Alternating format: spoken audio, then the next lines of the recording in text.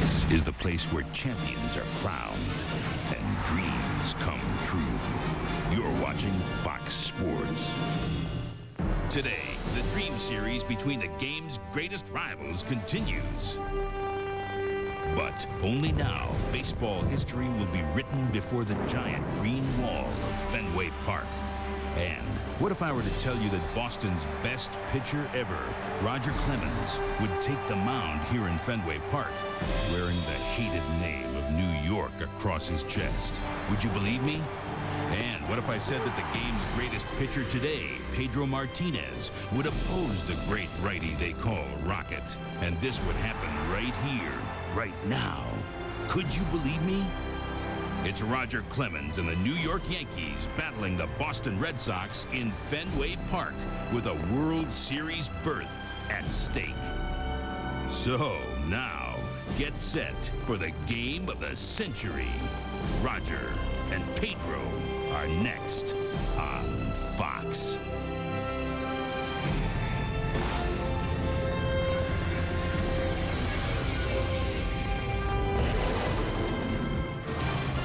The classic stadium, the classic rivalry, the classic pitching matchup, and the classic New England autumnal day.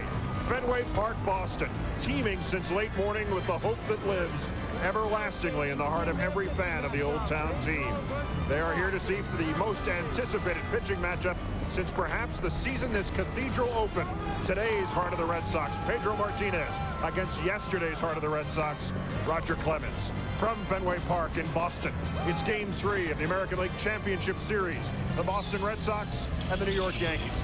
With Joe Buck, Tim McCarver, and Bob Brenly standing by for the play-by-play, and alongside Steve Lyons, I'm Keith Olbermann. On the 6th of September, 1912, when the paint was still wet on brand new Fenway Park, Red Sox youngster Smokey Joe Wood put his 13-game winning streak on the line against the pitcher of his generation, Walter Johnson of the Washington Senators. Wood was a 1-0 winner. Not since then has there been such anticipation. Clemens, Steve, versus Martinez. This is unbelievable. This probably is the greatest pitching matchup that this stadium will ever see. And not just because they're two great pitchers going at it, but because of the history. Roger Clemens is the guy that owns almost every franchise record that this Boston Red Sox club has. He's the best pitcher in franchise history, going up against the guy that swooped in here to pick up the pieces after he left. We sat down with the starting pitchers of Game 3. The guy with 5 Cy Young Awards, Roger Clemens, against the guy who's the best pitcher of this year, Pedro Martinez.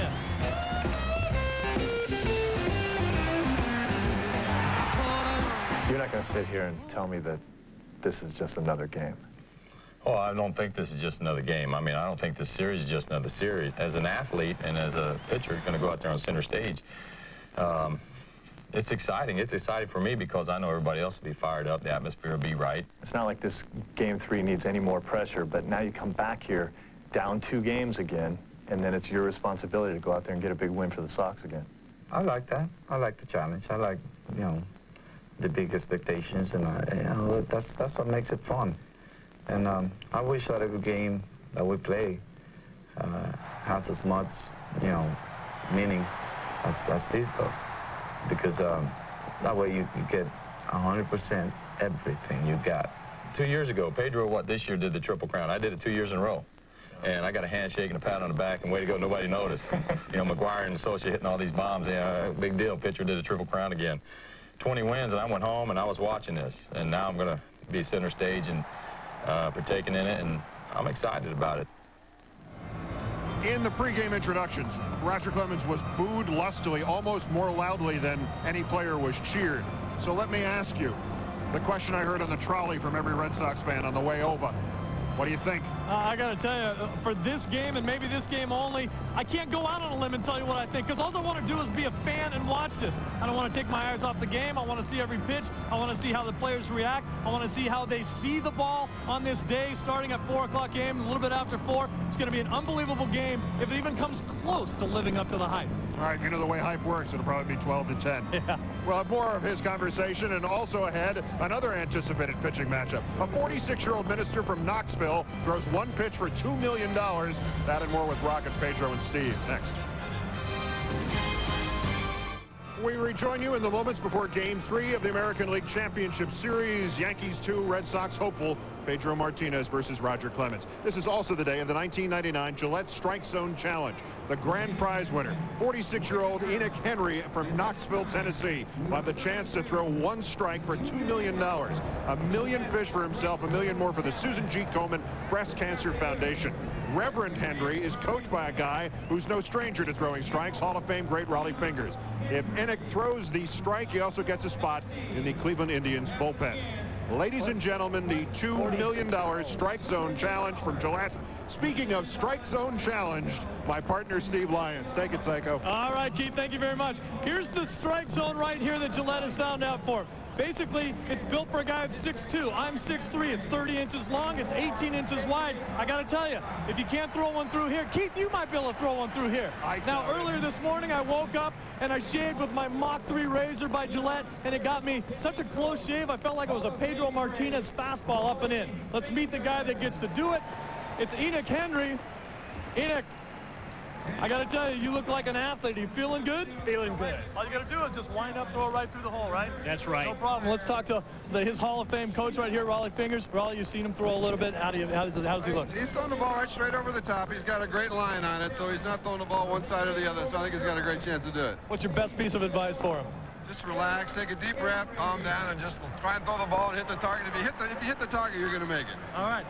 Enoch, stage is yours right here. Let's get up and do it. You know, I'm thinking that if I spin him around a few times, put a blindfold on him, stick a little pin in his rear end, he might be able to throw it right through there. The groundskeeper's going to come out and give me grief about this. Keith, for $1 million. Shouldn't he meet with the I catcher met now? it yesterday. All right. There it is. Take a deep breath. Now, if you make this, we're going to party. I got to do this for my boys. I got to. Okay. Deep breath. Deep breath. Take a deep breath. Hold No brain, no headache.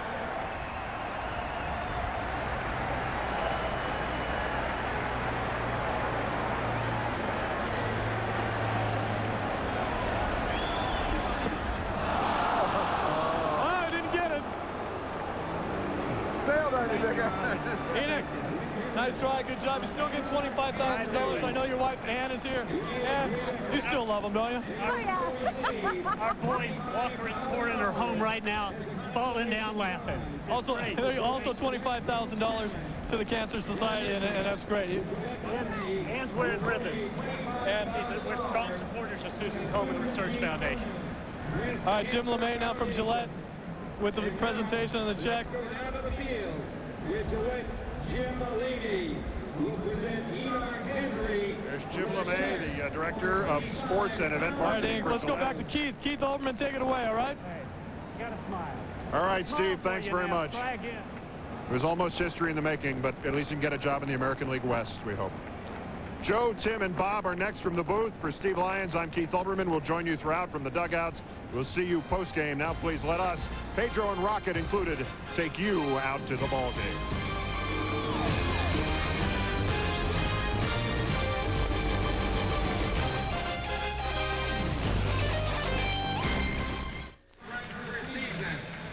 Welcome back to Fenway Park, and now welcome to Game 3 of the 1999 American League Championship Series. The much talked about matchup between the New York Yankees and the Boston Red Sox. And of course, the talk about the matchup between Roger Clemens and Pedro Martinez. This game, Game 3, being billed as the Brawl in Beantown. No last names necessary. Rocket against Pedro. And guys, maybe the hardest part of the afternoon might be for this game to live up to expectations, because the entire baseball world can't wait for these two teams to head out there and battle in Game 3. Roger Clemens, a future Hall of Famer, 5 Cy Young Awards, but a niggling perception that he can't win a big postseason game. In my opinion, coming back to Boston in a Yankee uniform, going against his successor, Pedro Martinez, this is the biggest game of his life. And on the other side of the coin, Pedro Martinez, although 10 years younger than Roger Clemens, is developing his own reputation as a big game pitcher. See what he did against the Yankees on September 10th. He only hit a solo home run by Chili Davis. Of course, we all remember striking out 5 of the 6 batters he faced in the All-Star game here at Fenway Park this year, was the most valuable player of that game. I think Jason Varitek said it best when talking about Pedro. He never lets the situation get bigger than he can handle, and he will never face a situation bigger than the one he's facing today. This is one of those games where even the players can't wait to sit back and watch this matchup between Pedro Martinez and Roger Clemens. You can be sure that this Fenway Park will be jam-packed all afternoon. One of the toughest tickets in sport the entire year.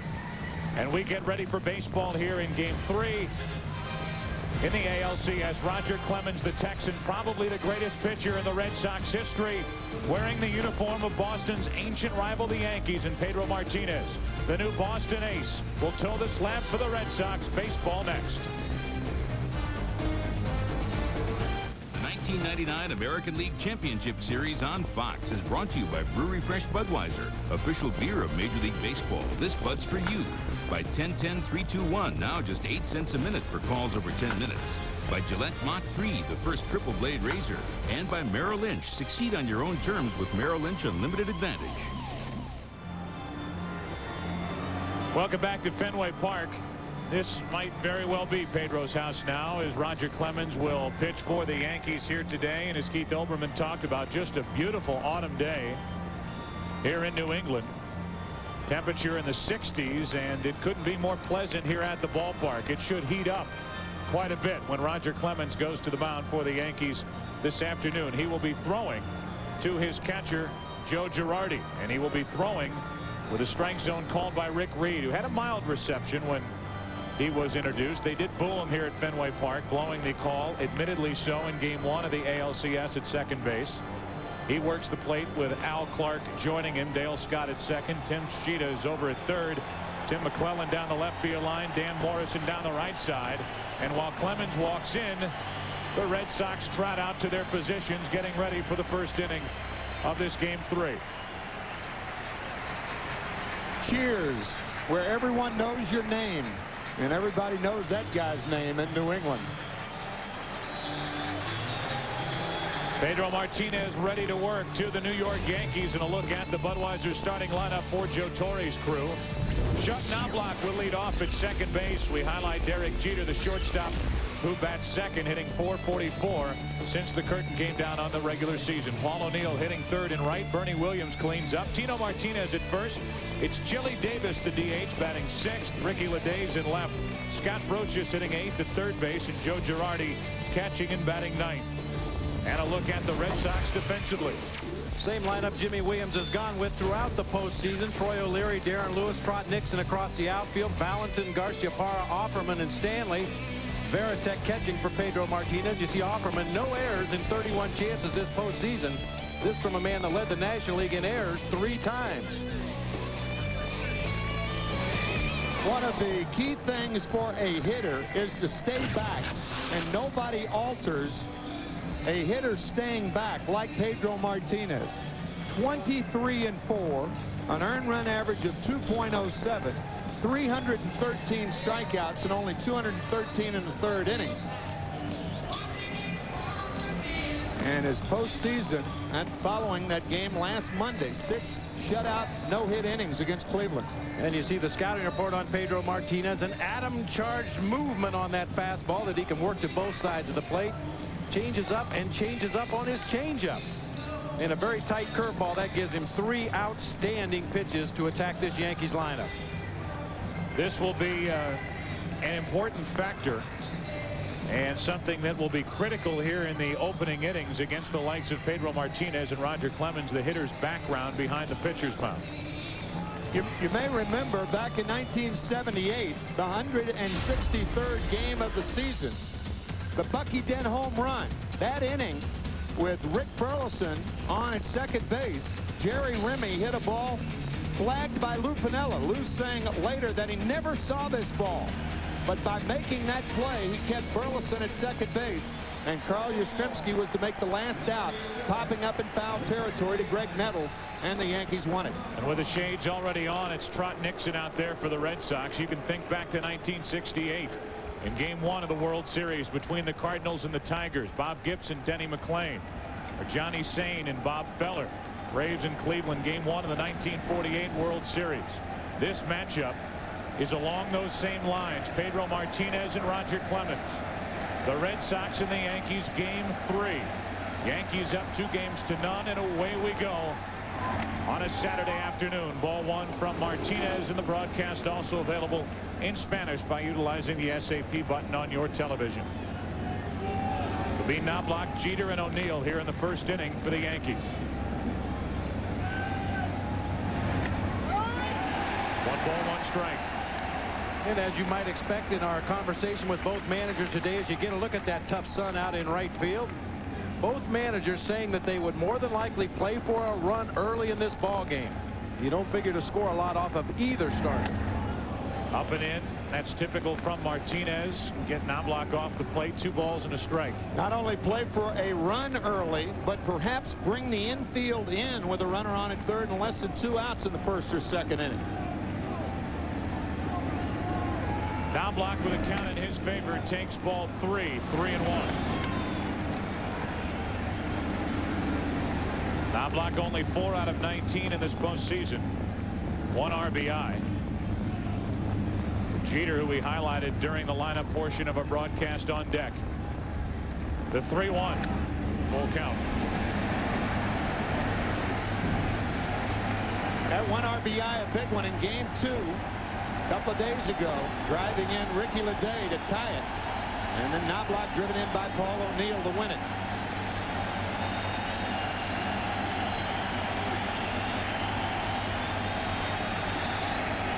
This crowd wants to see the first strikeout of the afternoon. Instead, Knobloch flies it to right with that bad sun field. Nixon glasses on, 1 away.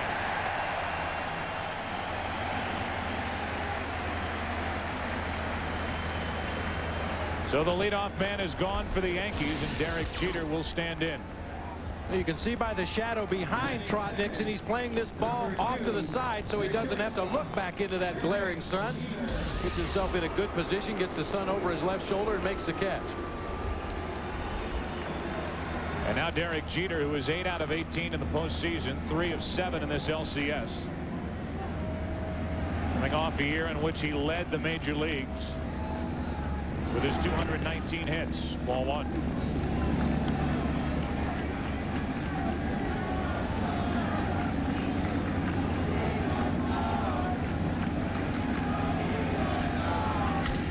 Hit through the left side. Jeter is the first base runner of the afternoon.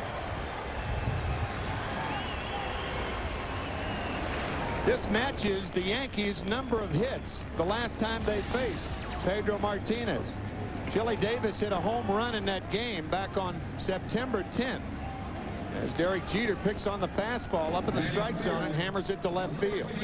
That was a game in which Pedro Martinez, by the way, struck out 19 Yankees. Most Yankees ever struck out by an opposing pitcher. And you said that night on the telecast, and you asked Joe Torre about it before the game, that was as dominating an effort as you've seen by any pitcher, and that includes perfect games, and that includes no-hitters. That's the night Pedro Martinez had at Yankee Stadium. It also includes Bob Gibson's 17 strikeouts in game 1 of the 1968 season. 1 on, 1 out. Paul O'Neill took a strike from Martinez. I said season, I meant World Series when he struck out 17. Pedro Martinez dealing with O'Neill. Got what was the game-winning RBI in the 7th inning of game 2 on that flare hit against Real Cormier.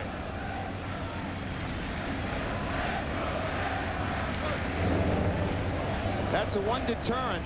Joe Kerrigan, the pitching coach of the Red Sox, telling us that Pedro Martinez does not have a good move to first base. But what he'll do, he'll make the runners wait. That's the most effective deterrent to the stolen base. Upset his rhythm. There's Joe. No balls, 1 strike, and O'Neill out in front, strike 2. Yeah, there's only a handful of runners in Major League Baseball that can start from a standing start and still steal second base if that pitcher unloads the ball quickly. Most guys like to get a little momentum. We've seen Ricky Henderson throughout the postseason for the Mets get that walking lead and just go right into his crossover step. Pedro Martinez very adept at just holding that ball, freezing the runner, and then delivering to home plate. No balls, 2 strikes. After a long delay, a check on Jeter at first. Jeter no steals in the postseason, 19 during the regular season. No pickoffs for Martinez. Base stealers caught 10 times with Pedro on the mound this year.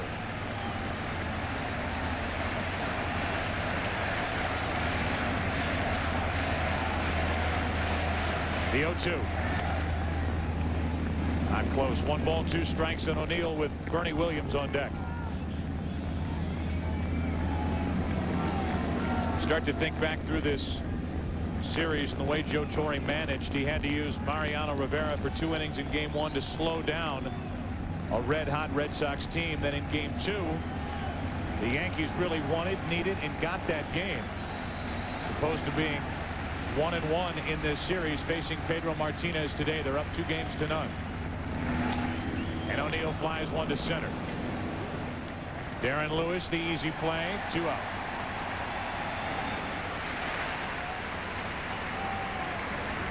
A writer asking Joe Torre about Pedro Martinez before the League Championship Series started. And Joe said the best way to face Pedro Martinez will be to be 2-0 when we face him. And that's what the Yankees are.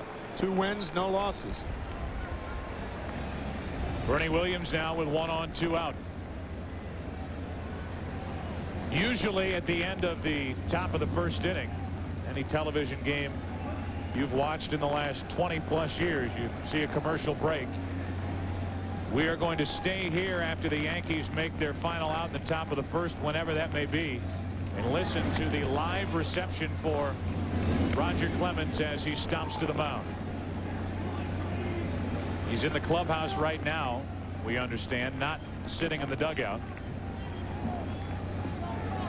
He will make his entrance to the bottom of the first. 1 ball, no strikes on Williams. 1 on, 2 out. 2-0. We haven't really seen that blistering fastball from Pedro Martinez yet. Well, in his 6-inning relief outing in the clinching game 5 of the division series, he didn't really break out that good fastball unless he really felt he needed it.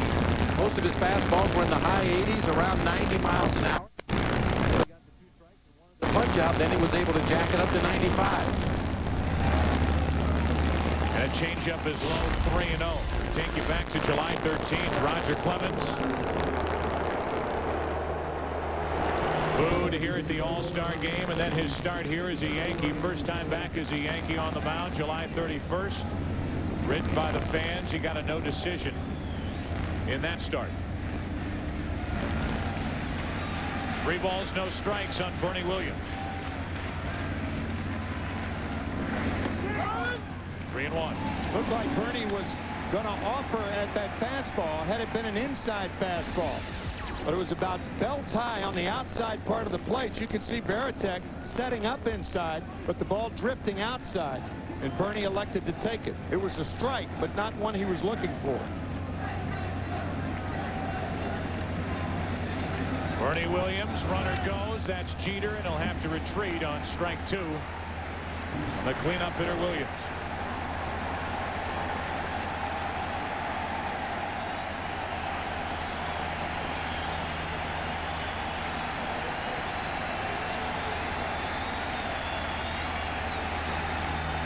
He's thrown 2 changeups so far. The one thing about Pedro Martinez, he can get any of 3 pitches over. Changeup, breaking ball, and of course the fastball. This is something other than the fastball. Runner will go. Williams strikes out. And a scoreless first inning for Pedro Martinez and the Boston Red Sox, down 2-0. On the breaking ball, Williams goes down and too far. So that ends the top half of the first inning. One hit by Jeter. He is left on. And the Yankees fail to score in the first inning against Martinez. Here comes the Rocket.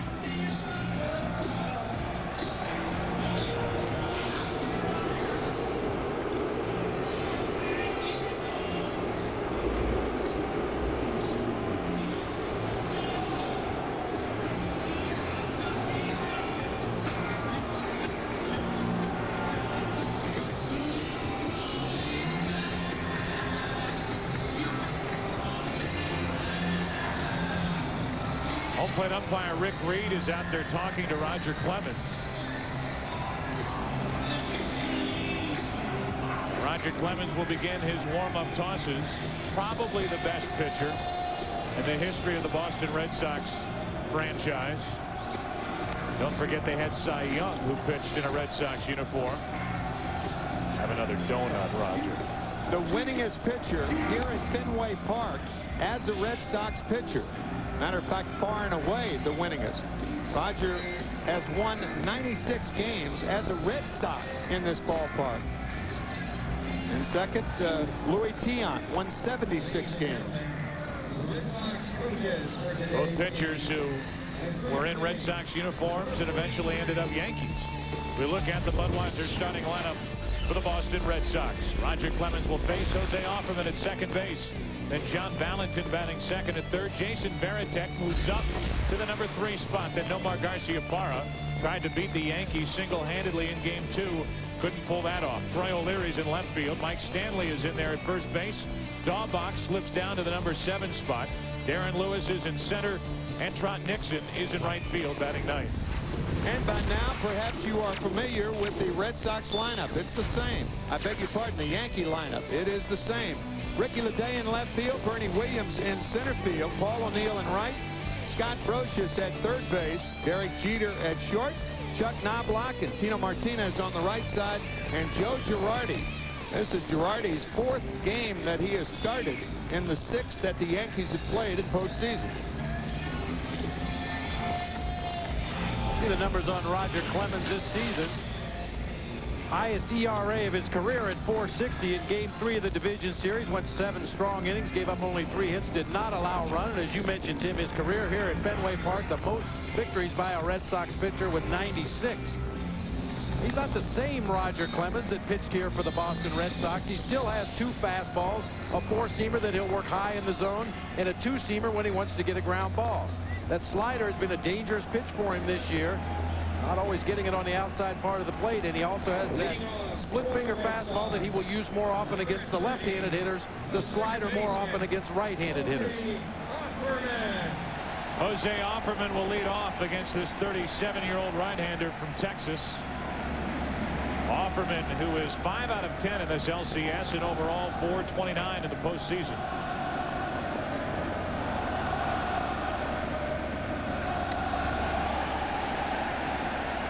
Ball 1.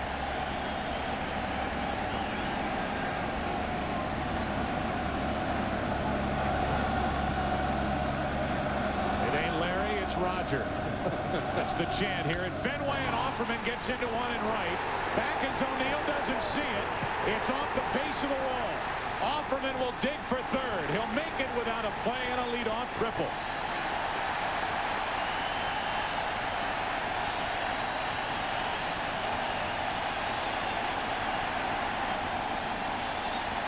Somewhere in the United States, Lou Pinella's watching and remembering 21 years ago when he made the play in right field. Paul O'Neill doesn't see the ball. It hits the base of the wall. He has no idea where it is. And by the time he recovers, Offerman has a triple. Offerman did not take the time to go into his home run trot, as we've seen so many times throughout the regular season by major league players. He hit that ball and was busting it out of the batter's box, ends up at third base easily. Guy who hit 11 triples during the regular season at third with nobody out. Valentin takes the ball. Well, the Red Sox had numerous opportunities in game 2. 1 out of 12 with runners in scoring position, but they stranded 13 runners in a 1-run loss. That's foul.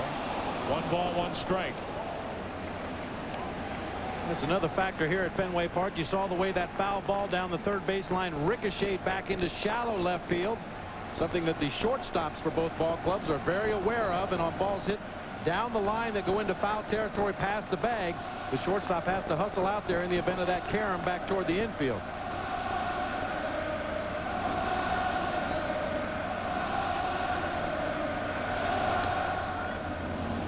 Strike 2 on Valentin.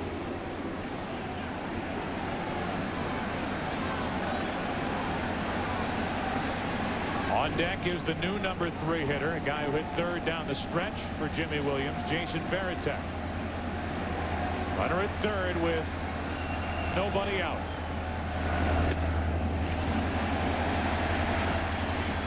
Two balls, 2 strikes. It's odd to see an outfielder with the sunglasses on and yet standing in the shade. Paul O'Neill is actually, he's not in the sun right now, but has to protect himself when he goes back for a ball. That's well hit into left field. At the Green Monster, over the Green Monster, and a 2-0 Red Sox first inning lead.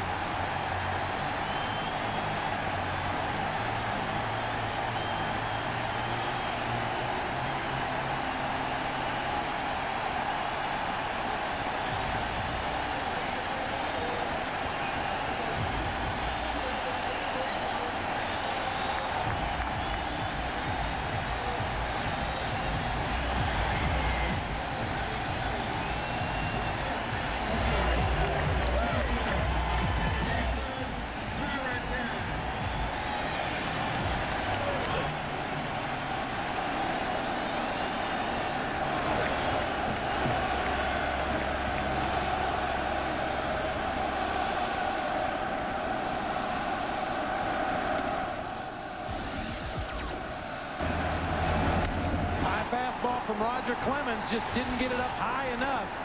Left it right there in John Valentin's wheelhouse. He lifted it high in the air to left field over the monster. That misses the outside corner. 1 ball, 1 strike on Varitek over the 37-foot wall in left center field. As the former teammates hook up, it's Valentin who wins this battle with Clemens. And now the 1-1 pitch to Varitek. Knobloch with a snow cone, but the out nonetheless. 1 away, and that's the first out here in the bottom of the first inning. And that brings in Garciaparra.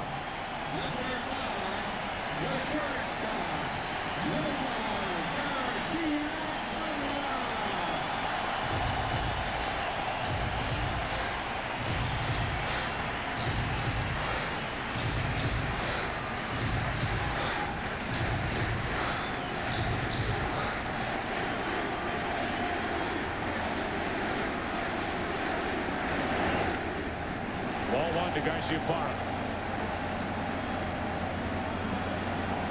Pedro Martinez with a 2-run first inning lead.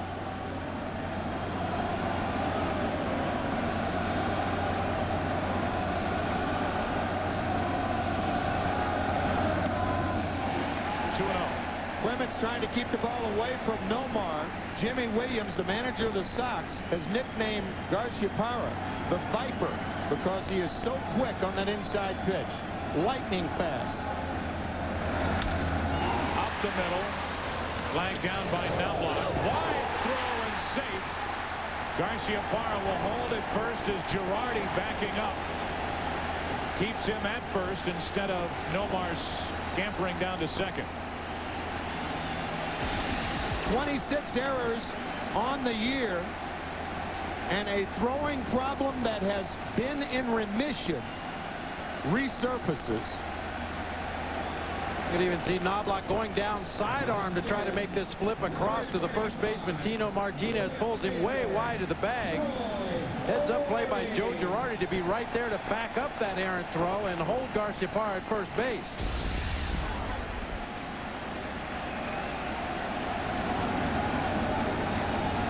So an error on Knobloch and a check on Garciaparra. Second error in the postseason for Knobloch. You mentioned the 26 errors, most by a Yankee second baseman since 29 errors were committed by Snuffy Sternweiss in 1945. As O'Leary pops it up. Right center field, and Bernie Williams wants it. Fights it and has it. 2 away. We talked about Knobloch's throwing problems during the regular season. 26 errors, 15 of those were throwing errors. Some of them on the most routine of plays as he spiked that ball halfway to the target right there. Another errant throw here. Attempting to tag him out, throw him out, double play, and didn't get an out on the play. So he led the American League with those 26 errors. He commits one here in the first inning, and it's now Mike Stanley.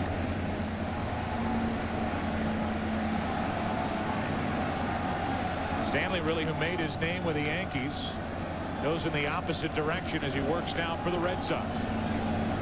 1 on, 2 out. 1 ball, 1 strike. Chuck Knobloch has been seeing a sports psychologist to try to help him with that problem. The first half of the year, he just ignored it. He approached it like, what problem? I don't have a problem. And then finally, about midway through the season, he admitted it. And at least from a thinking standpoint, from a mental standpoint, he was able to get it out. But he still has that problem, as you just saw. 1 ball, 1 strike on Stanley. A lot of attention paid to Garciaparra, who stole 14 during the regular season, 1 so far this postseason. 1 ball, 1 strike on Stanley.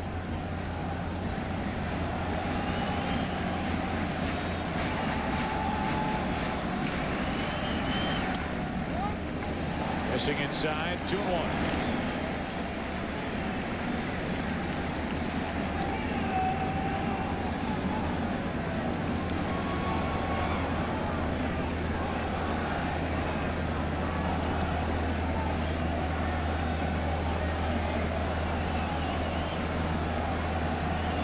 Clemens behind on the count, and now even further, 3 balls and a strike. In the 30 starts this year for Clemens, he allowed first inning runs 20 times. Joe Torre talking to us before the game about trying to channel all of those emotions that Clemens brings with him to the ballpark day after day, and if it's not channeled in the right direction, he can be all over the place. He's allowed a triple, a home run, an error keeps the inning alive, and now the 3-1. Full count, and Garciaparra will take off.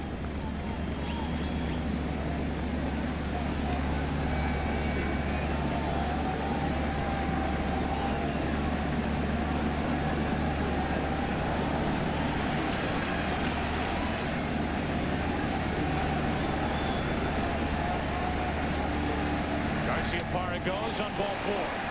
And along those lines, what we just talked about with Joe Torre, trying to channel his emotions and his energies, we talked to Roger Clemens about trying maybe too hard. I've been known to try too hard at times. I mean, you know, you can fault me for that.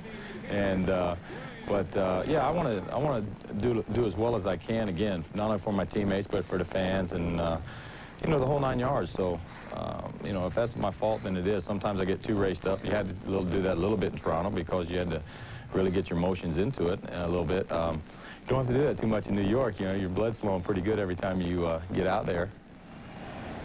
I would imagine the capillaries are busted now with the blood flowing through here at Fenway Park with 2 on, 2 out. And he misses with a ball to Daubach, who is only 1 out of 10 in this LCS. 2 runs already home. Pedro Martinez and the Red Sox looking for more. 1-1.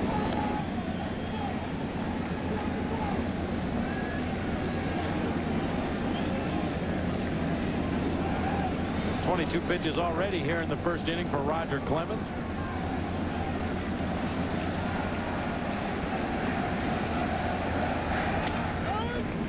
Back on the inside corner. 1 ball, 2 strikes. You can understand a lot of Roger Clemens' problems in trying to throw the ball too hard, much like a hitter tries to hit a ball too hard. the front side flies out of there for a hitter, and instead of speeding the bat up, you slow it down. The same thing for a pitcher. You open that front side, and instead of speeding up the arm, it actually slows down. You don't have the pop on the fastball. Dahlbach stays up there.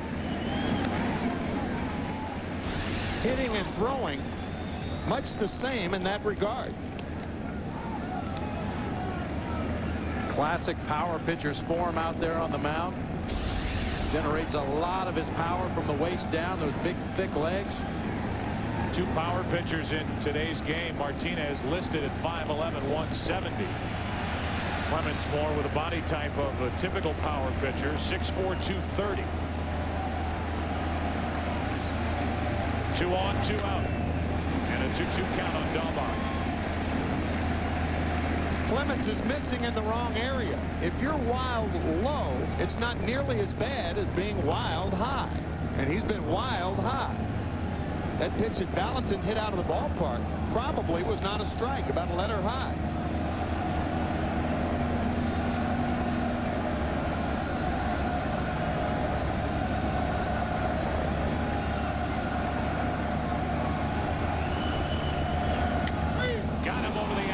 Corner in the first inning is over in this pitcher's duel.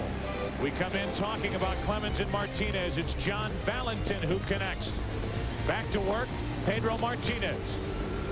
Second inning, 2-0 Boston. The 1999 American League Championship Series on Fox is brought to you by the people inspired to build vehicles for your mind and heart. Nissan Driven.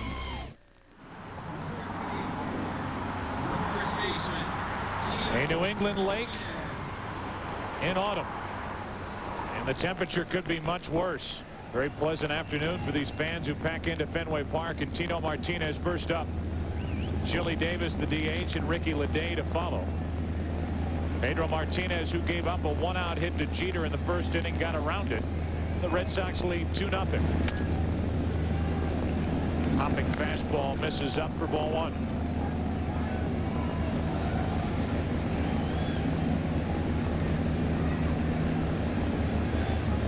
Tino Martinez with that solo home run in game 2, way out in front of a changeup. 1 ball, 1 strike. I wonder what the humidity is today. Anybody know the humidity? Oh, it's 65%. Temperature 66 degrees. The wind is blowing toward the monster. 1 ball, 1 strike, and who says you can't throw back-to-back changeups? Strike 2. He might throw another one. Such great arm action on this changeup. Everything that a hitter sees tells him to swing at a fastball, and it just seems like that pitch will never get to the plate.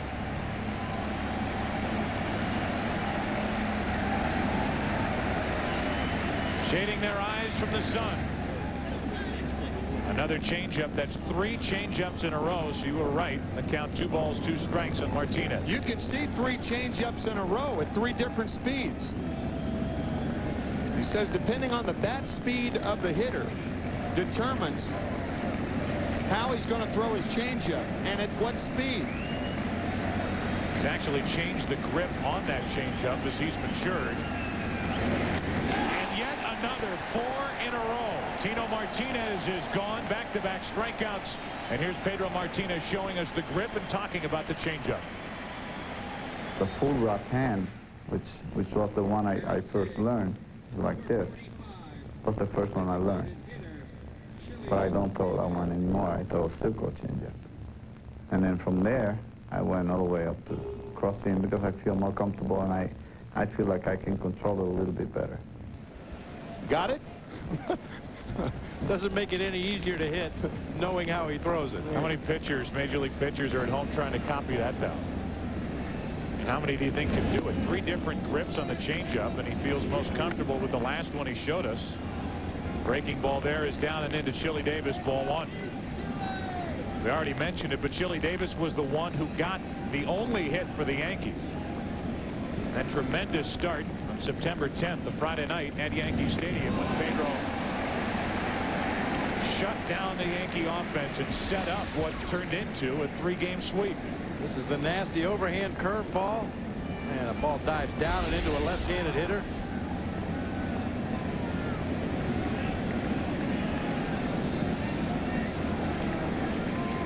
1 ball, 1 strike, 1 out, nobody on.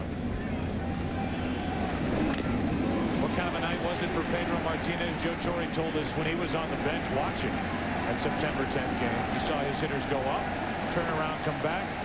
Most important thing, he said nobody complained. Not about the umpire. Not about anything. He was in charge.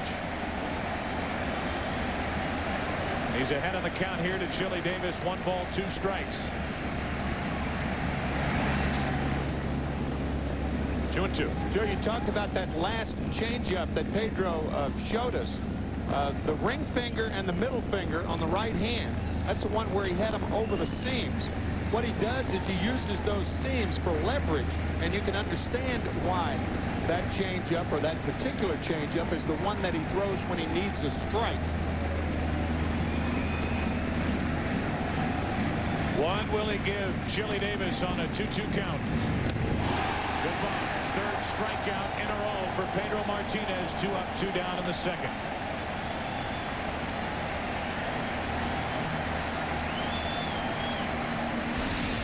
Change-ups to Martinez, curveballs to Chili Davis.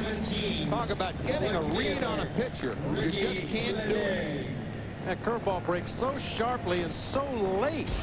Seems like it's rolling up to the plate like it's going to be a hanging breaking ball, and as it gets just out in front of home plate, it starts that downward movement.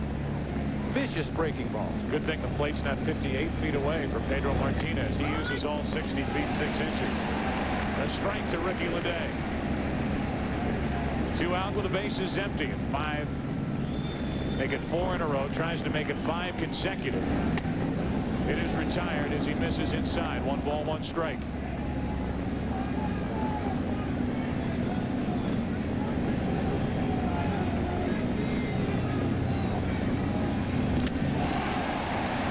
Changeup 1 and 2. Could it be 4 consecutive strikeouts?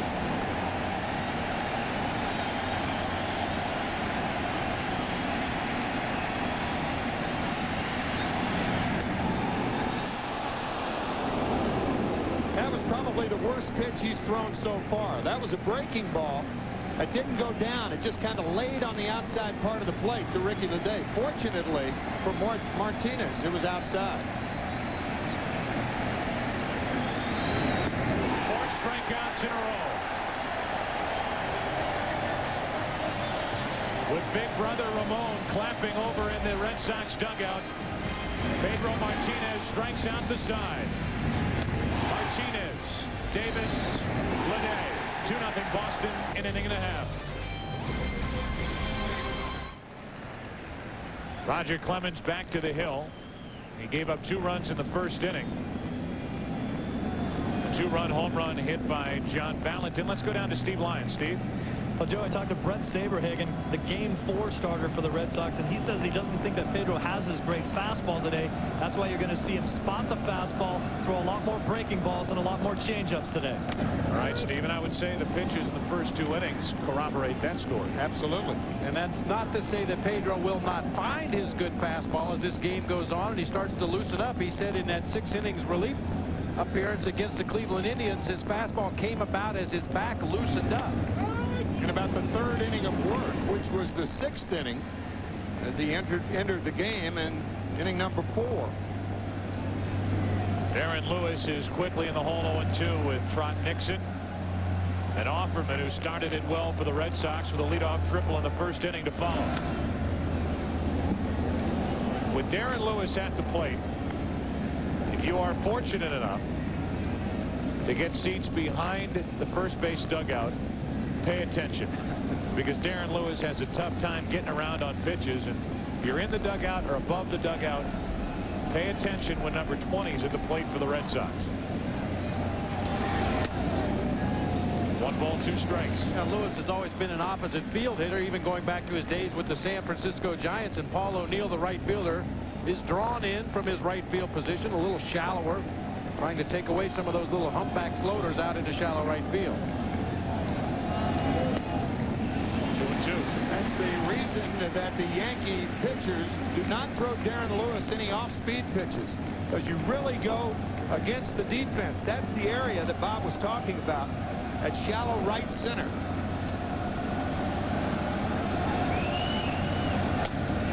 From 0-2 to 3-2 on the leadoff hitter, Darren Lewis. El Duque and Jorge Posada, who hooked up in game 1 for the Yankees, sit next to each other. Watch Clemens, who peers over that glove.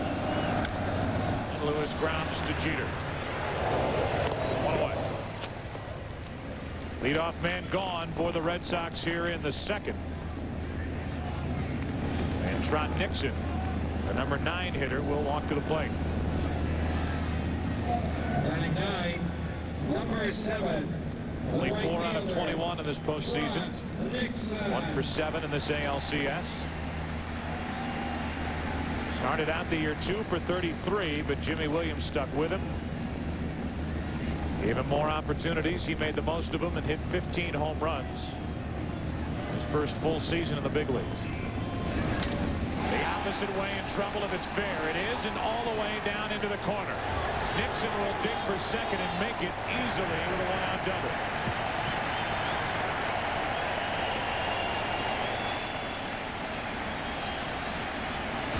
Sometimes a hitter will go up and he won't necessarily look for a particular pitch, but look in a location. And Trot Nixon can't hit a ball down the left field line with that much authority unless he's looking away on the first pitch. You can see right there, that action right there. See where his head is? Head right down on the ball. You can't hit a ball like that down the left field line unless you're looking away. So a runner in scoring position for the Red Sox with Offerman, who takes strike 1. Sometimes a batter will hit the ball to the opposite field, but actually be looking to his pull field, anticipating that he's going to get out in front and pull the pitch, and then because of the break or the speed of the pitch, he ends up hitting the ball to the opposite field and looking to his pull field. It's a head fake. Look to left, hit the right. Look to right, hit the left. That's one of those razzes from the bench a guy will tell a hitter. Hit it where you're looking. Offerman has looked at 2, and he's in the hole 0-2 with a runner at second. Nixon 1 out.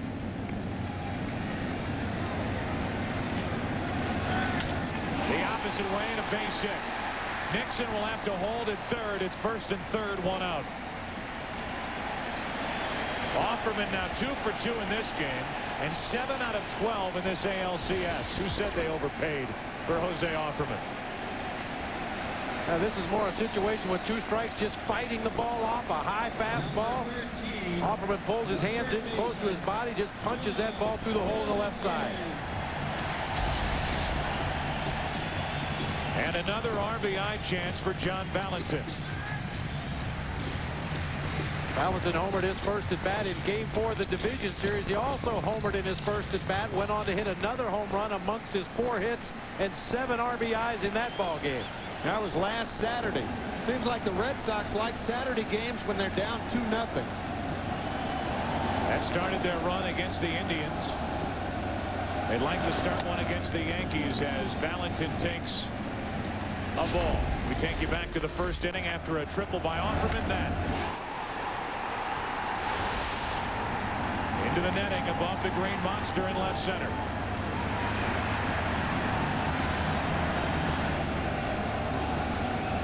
Red Sox still lead 2-0, and that squirts away from Girardi. Neither runner can advance, and it's 2-0 on Valentin.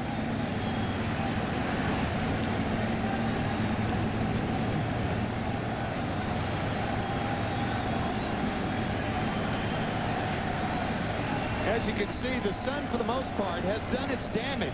Perhaps on that ball hit by Offerman the first time up. Unless the ball is hit to deep right center field, I don't think the outfielders will be affected. And the hitters, for the most part, are seeing the balls pretty well right now, as Valentin will attest.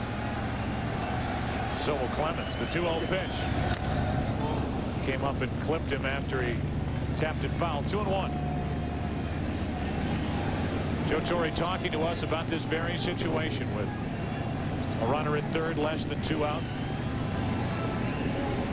Clemens throughout his career has had that uncanny ability to stop the opposition from scoring at least in a situation like this. You might get the 2-out hit against him.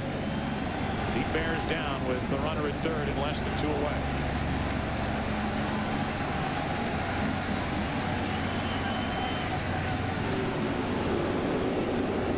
This crowd continues to stay on Roger Clemens, who won only 1 postseason game in 9 starts while with the Red Sox.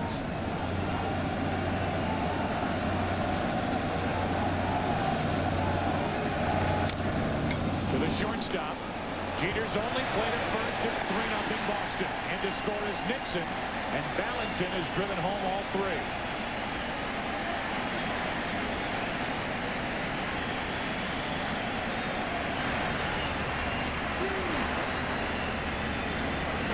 That term productive out is in vogue in baseball, and that was a very productive out. Not only plating a runner, but moving a runner into scoring position.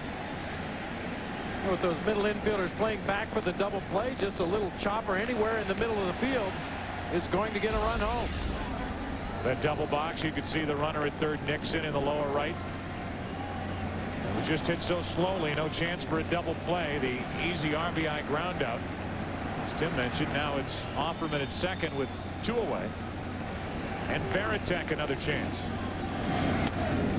Takes a ball.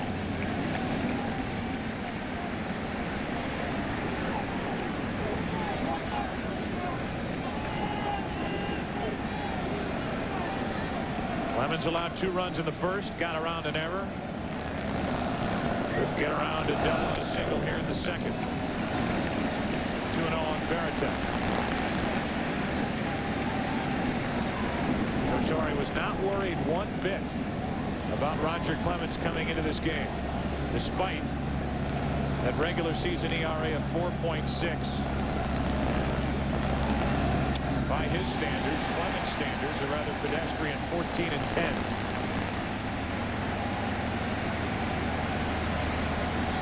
When Clemens faced the Red Sox, you see Garciaparra on deck. He faced them on July 31st.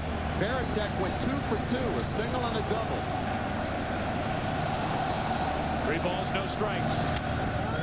3-1.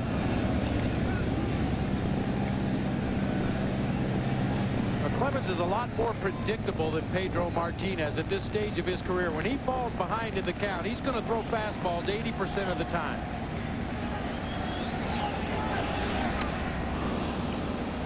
From 3-0 to 3-2, 95 miles per hour from Clemens. We have yet to see Martinez hit anywhere close to that on the radar gun. Fastball on the 3-1 count, particularly with Garciaparra on deck.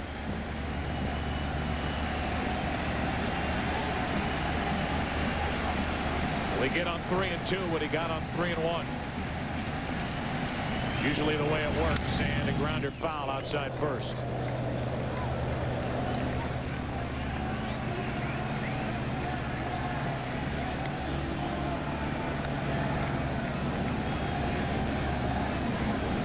Red Sox doing already in this game 3 what they couldn't accomplish in game 2. Struggling with runners in scoring position, and Jimmy Williams' crew left 13 on. They did leave 2 on in the first. It scored 2 on the home run and now have a run on 2 hits here in the second.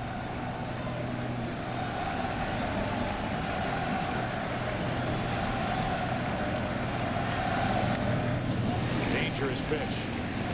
Still 3-2 on Varitek. Dangerous because of the repetition. 4 straight fastballs. Varitek has had a good look at all of them, and he is zeroing in on that 4th fastball and just misses it. About time to change it up if you're Clemens? I think so. If Clemens had more confidence in one of his off-speed pitches, you would probably see it right here. But once again, Nomar Garciaparra waiting in the on-deck circle. Another high fastball, still 3-2. 5 in a row.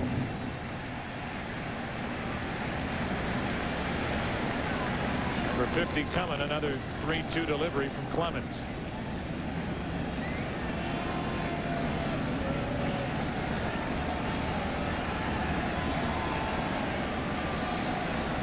You can almost feel the doubt between the pitches.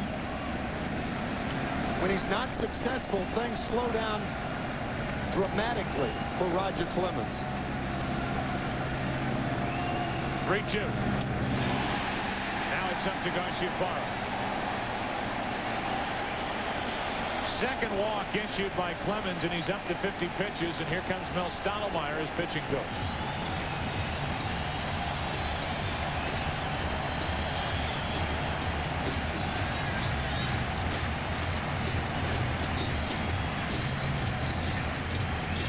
One thing Joe Torre and Mel Stottlemyre will tell you is that Roger Clemens, the 5-time Cy Young Award winner, hasn't acted like a 5-time Cy Young Award winner in that taking away what he does on the mound. His attitude has been very good with the Yankees from the start. Whatever you need. You don't want me to pitch game 1, the division series, just tell me when you want me to pitch. You want me to come out of a game? You don't like the way I'm throwing, I'll come out. Or let me stay in and try to work on some things. But he has been a pleasure for Stottlemyre and Torre to work with this season, although it has been a down year on the mound for Rocket.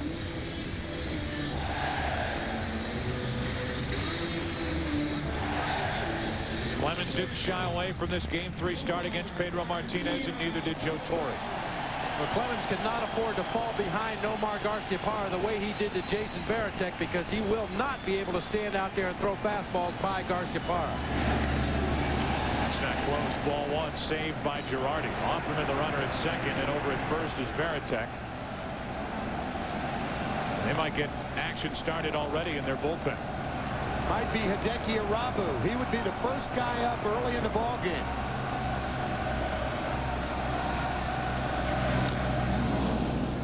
One ball, one strike. And there's Arabu. Has not appeared this entire postseason, nor has he in any of his time with the Yankees. Left off the roster before, and he's been on for both rounds in 1999, but unused. The 1-1 into the left field corner. That ball is down. Here comes Offerman to score. Over to third is Varitek. They'll hold him there. RBI double, 4-0 Boston.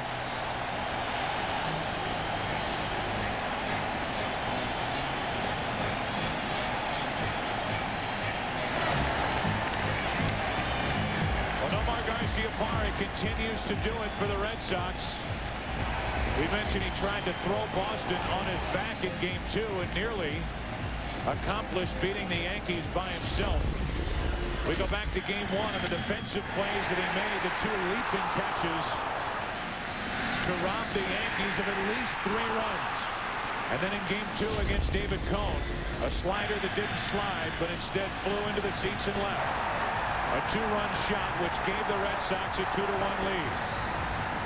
A lead that they would lose in the 7th inning. And while we were watching the Garciaparra highlights, Joe Girardi went out to talk to Roger Clemens and stall for some time. Arabu is taking forever to get loose down in that Yankees bullpen. Now O'Leary, second and third, 2 out, and a strike from Clemens, who may not last long in this return to Fenway. The reason that Arabu is taking so long, keep in mind he's a starting pitcher, and starting pitchers move to the bullpen. Postseason play take longer than relievers to loosen up. And he has always moved at his own pace. 1 ball, 1 strike on O'Leary.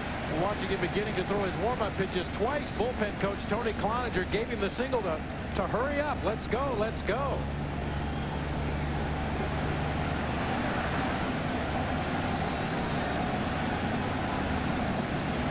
Clemens now facing O'Leary.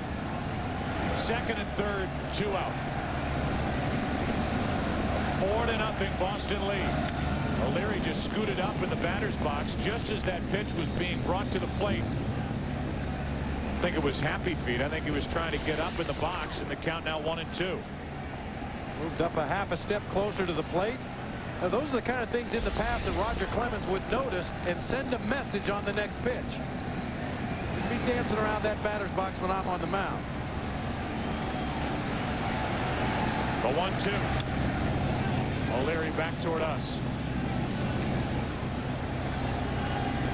Joe Torre did not tell us this before the game, but you got to think that at all possible, if he takes Roger Clemens out of the game, he does not want to take him out during an inning. Not in this ballpark. Not under these circumstances.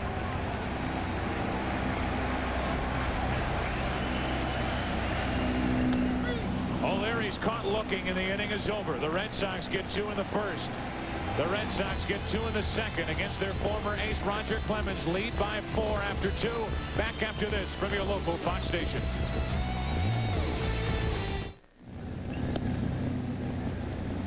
Pedro Martinez goes back to the hill. He's retired 5 in a row. The 27-year-old Dominican right-hander who takes on the 37-year-old Texan here this afternoon has a 4-0 lead. Tail of the tape for this heavyweight match of sorts. Clemens actually turned 37 earlier this season. You see the difference in the size, both in height and weight, build, however you want to look at it. It's amazing that Pedro Martinez can generate the kind of velocity he can with that size body. It's all about arm speed. Jimmy Williams told us before the ball game today he's able to generate tremendous arm speed, which makes that changeup all the more effective. Pop-up will get out of play off to the right. Off the bat of Brocious, strike 1. One other thing about Martinez, even though he's only 5'10", it says in the media guide 5'11", I think he's more like 5'9", and I think he weighs closer to 165 than 170. But he has unusually long fingers, and that in a lot of ways is an equalizer. Seeing that talking head we had the last inning, how long those fingers are. Sandy Koufax, a guy who had long fingers, could wrap the curveball. Doc Gooden, a young Doc Gooden, the long fingers to wrap the curveball. Well, Martinez not only wraps the curve, but can hold that changeup in a very deceptive way for the hitter.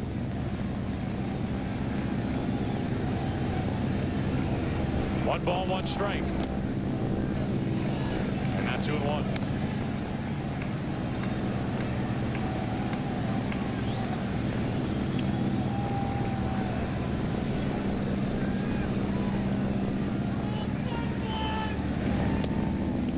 Balls and a strike. Another thing that Martinez will do, if his catcher Veritek calls for a fastball, they have an agreement that he can change on his own too. And a pop-up left side should be handled. O'Leary calls up Garciaparra, dances underneath it. That's 6 in a row retired. Talk about changing a grip mid-motion. Here's Pedro Martinez describing what he can do. I went to a crossing because from there to here it's easy to go. So I don't need to pretty much change the ball in my glove.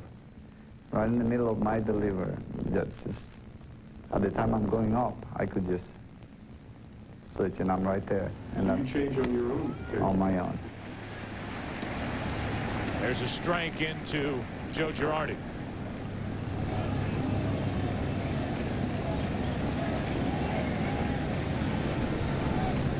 Girardi 2 out of 3 at the plate in game 2. 1 ball, 1 strike. From the changeup to the fastball. You can notice how long those fingers are. Most pitchers have to put it in the glove to adjust it, but he can leave it in his bare hand and adjust it with those long fingers. It's the outside corner, strike 2. Wow. Airborne. That's Pedro's right hand.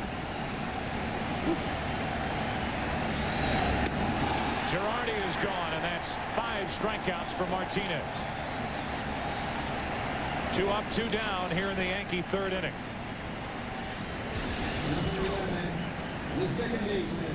So came on a breaking ball off the outside corner to Joe Girardi. That may seem like a simple thing. Pedro was talking about the ability to change that grip from fastball to change up back and forth as he deems necessary. But some pitchers, as you mentioned, Tim, they have to fan their glove open to get that circle change up grip. It's something that's very easy for a hitter to detect, or the coaches from the benches to detect, but you can't do that against Pedro. That misses for ball 1 and Knobloch.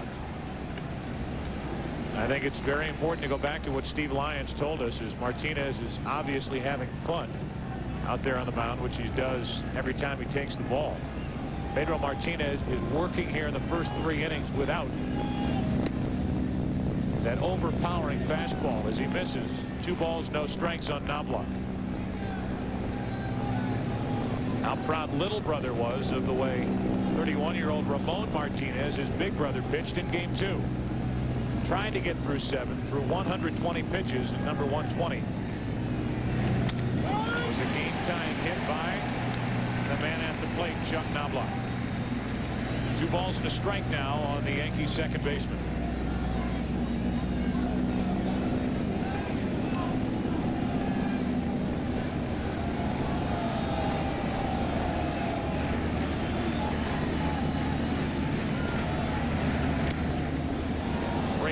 Jeter next.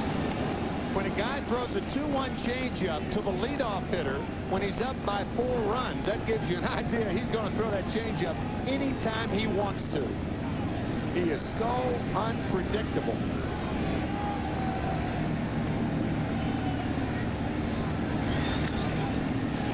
Jammed him with an 88-mile-per-hour fastball on 3-1. I think that's a byproduct of all the changeups that he's thrown in the early going of this game, right? Suddenly that 88-mile-an-hour heater looks like about a 98-mile-an-hour fastball because you're so used to seeing the breaking ball and the changeup.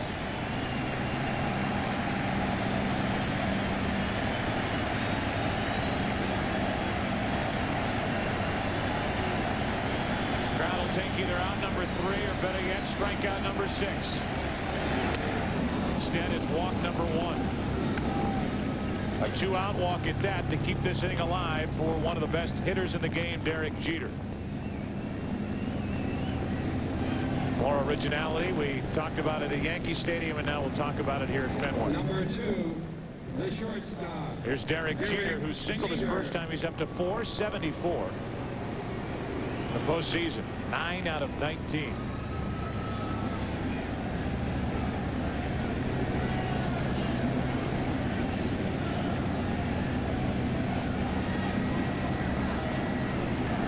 Boston, 3rd inning, game 3.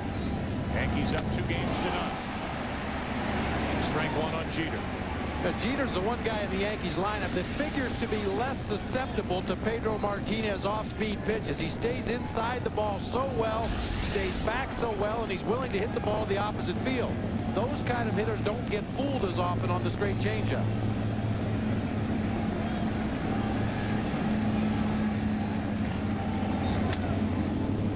There's a good fastball, 92. But it misses. 1 ball, 1 strike.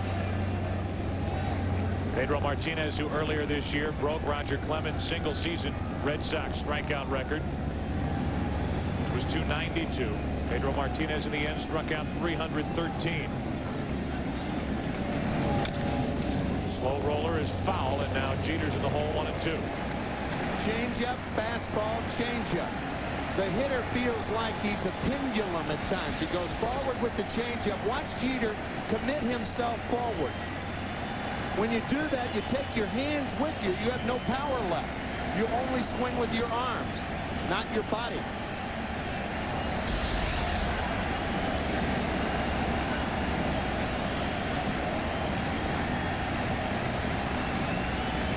Jeter set up at a ball and 2 strikes.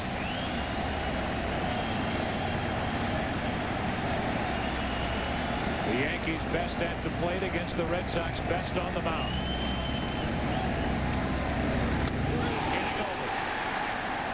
And a discussion between Jeter and Rick Reed, the home plate umpire. That's strikeout number 6. Martinez caught him looking. 2.5 innings complete in game 3. So far it's Pedro on top of Clemens. Red Sox on top of the Yankees. 4-zip.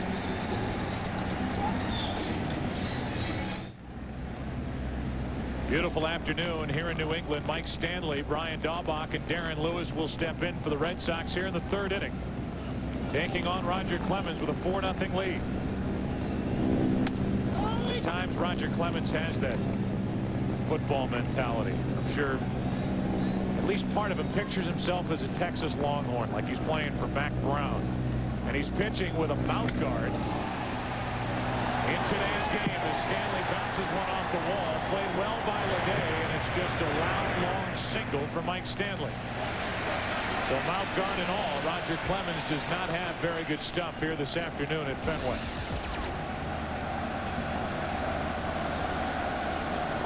Inside part of the plate. Well, the football mentality, that ball was hit hard.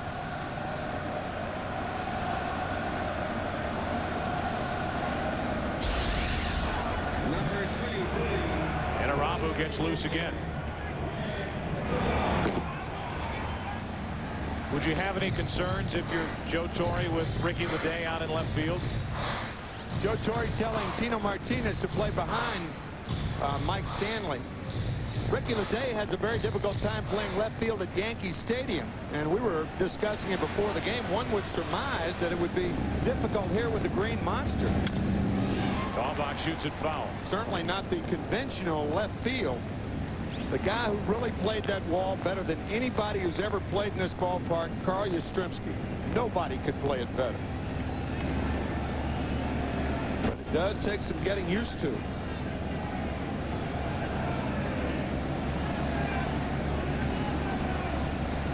Valentin already shot one over that 37-foot high wall and left. First they had Martinez, and you talked about it, go behind the runner. Stanley then, just before that first pitch, he came running in and is holding against Stanley, and we might get a pitching change, and this crowd will go crazy.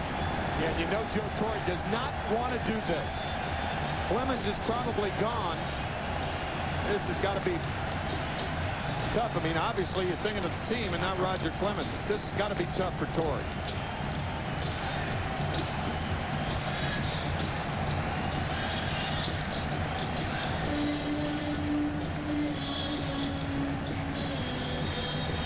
That's it.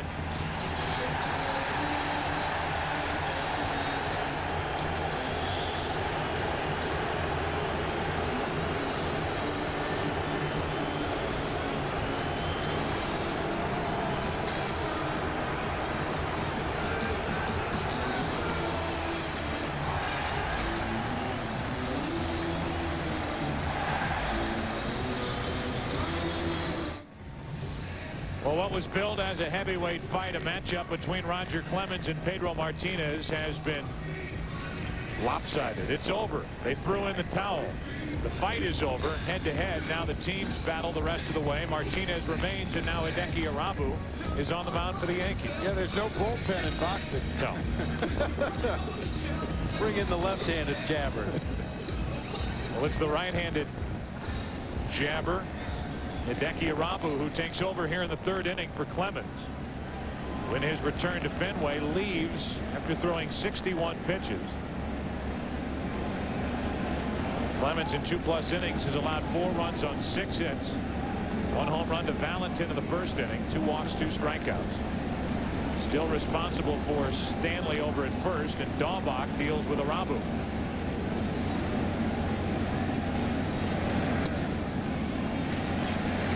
Takes a ball, 1 ball, 1 strike. You have to wonder if, outside of ineffectiveness, injury is more at the root of Roger Clemens exiting here in the third inning than anything else. I think that's a good point, Joe, and a possibility. We're not saying that that is true, but I think it's a possibility. Roger Clemens, back in late April, had a sore groin. Bob, you were talking about the big frame and the big legs and everything before. He is often subject to leg pulls, hamstring pulls, and groin pulls. There are some of the Yankees that think that groin never healed. And just his body language going into the dugout, and obviously not making excuses for him, but body language, it looked like he was favoring the left side. We don't know that for sure, but it's a possibility. At any rate, he's gone, and Arabu has run the count to 3-1 on Dahlbach, with a runner at first and nobody out. And now a full count.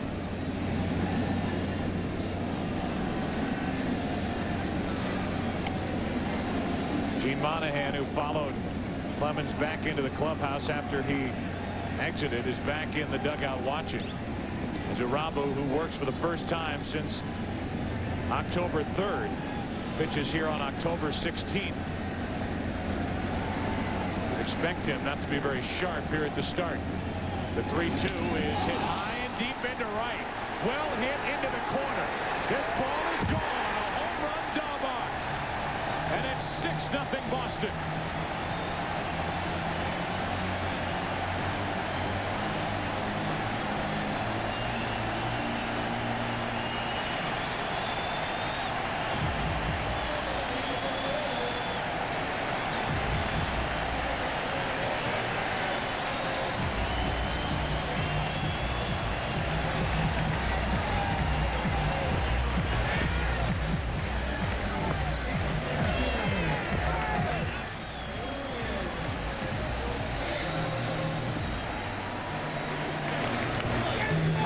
batter faced for Arabu. Daubach clubs his second home run of the postseason. And it's 6-0 Red Sox as Darren Lewis takes a strike. Brand Daubach, a good fastball hitter, and Arabu put that right in his happy zone, that down and in area to a left-handed hitter. And that short porch directly down the line here at Fenway Park. Daubach took full advantage of it.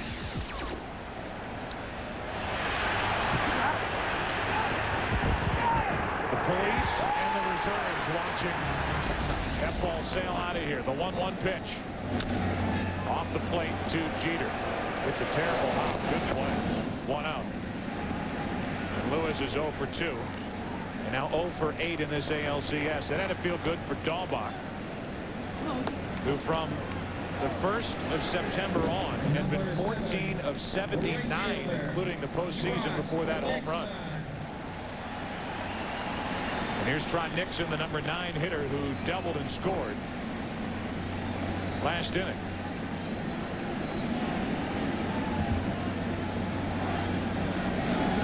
That's hard hit and fair past first. Played by O'Neill, and Nixon will turn it into a double. And he's there with only 1 out. Bob, I think you talked about it. The Red Sox and their fans wondering if a return trip to Fenway Park down 0-2 would be in the ALCS like it was in the division series when the hitters came alive and the Cleveland Indians were eventually gone. Hey, you just get the feeling that this Red Sox offense feels much more comfortable hitting here in Fenway Park. The left-handed hitters will turn on balls inside. They'll shoot balls the opposite field off of that green monster. They just seem to have a better game plan when they go to the plate in this ballpark. Look at Trot Nixon and Jose Offerman. Nixon has doubled the left. He's doubled the right. Offerman has tripled the right. He's singled the left. And here is Offerman with a runner at second and only 1 out. And breaking ball's in for a strike. So much will be said after this game. And it really doesn't matter what the score is. Talking about the hype, both print media hype, broadcast media hype, for the matchup between Clemens and Martinez, as Offerman grounds it. Nice play by Martinez. Feeds Arabu, who got to the bag in time. 2 gone. Offerman retired for the first time this afternoon, and over at third is Nixon with 2 out. Fine play by Tino Martinez. Watch how he has to turn to his right. It's an easier play when you catch the ball and turn to your left. But Tino has to turn to his right. And a nice throw to Arabu, who finds ball, then bag. And then immediately has to spin around to find the base runner to make sure Daubach wasn't trying to take advantage and sneak around third base and get in the back door. Ball, bag, base runner. And now Valentin with a runner at third, 2 out. John has driven in 3 runs this afternoon with a 2-run home run in the first, and RBI ground out in the second. The strike is in from Arabu. That's the one thing that you'll see when Arabu is pitching successfully. Of course, a rough outing so far this afternoon, but he'll float that curveball over for strike 1 and then go to his harder stuff. Very good control on that slop drop. Valentin hits it well into deep left center field. Back is Williams, and nearly up against the wall there to pull it in. Another shot off the bat of Valentin, and Williams there to run it down. 2 more runs in the 3rd inning. 2 in each frame. And after 3 innings here in Game 3, Red Sox down 2 games to none, leading this one 6-0.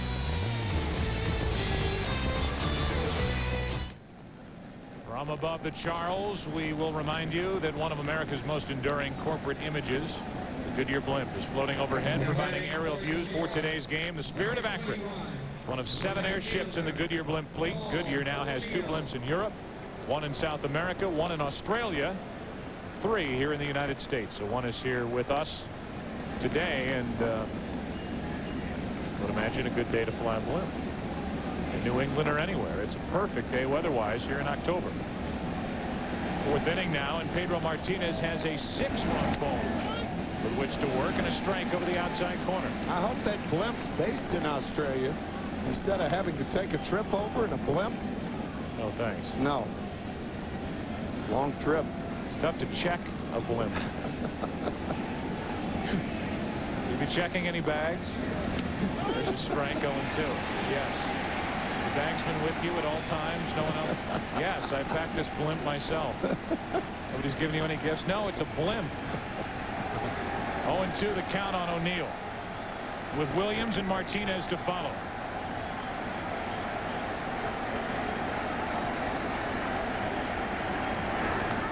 Strikeout number 7. Back to July 13th, and Pedro Martinez with that sensational All-Star Game start. Struck out Barry Larkin. Struck out Larry Walker. Struck out Sammy Sosa to end the first inning. He got Mark McGwire. And then Jeff Bagwell at the front end of a strike him out, throw him out double play. So 5 strikeouts in the 6 outs he recorded. That was the good news. Then he made 1 start, was terrible against Florida after the All-Star game, and went on the 15-day disabled list. For a guy, Pedro Martinez, who had 15 wins at the break, all dreams of a 30-win season were finished when he went on the DL. Bernie Williams and the Yankees are wondering how big this plate's going to get. They keep looking back at Rick Reed like, come on. That thing's growing here in the 4th inning. What does that tell you about what they think of Martinez, with Williams trying to bunt his way on? Strike 2.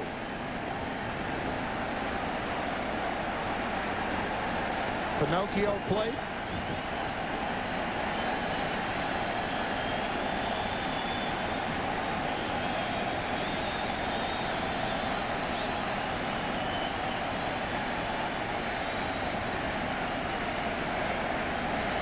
Looking for strikeout number 8. Instead of 2-hopper to first. Easy for Stanley. A race to the bag. 2 gone. Tino Martinez will stand in. He struck out his first time, and let's figure out how Martinez did it. Well, we talked about how hitters are sometimes put in that pendulum. Think of how the pendulum goes forwards and backwards. The fastball and now the changeup. Watch Martinez coming forward. Now coming forward to take. And finishing him off as he goes forward on the changeup. 4 straight changeups to Martinez's last at bat. And now with 2 out, nobody on, Tino gets another crack at Martinez. Takes a ball. A pitcher will use a change of speeds to get that pendulum effect on a hitter, much like they use location to use the rocking chair. Inside, outside, inside, outside. Anything to disrupt that hitter's rhythm and timing at the plate. 1-1 on Tino Martinez. 2 out, nobody on. Nothing doing for the Yankees here in the 4th inning. World champions are trailing by 6.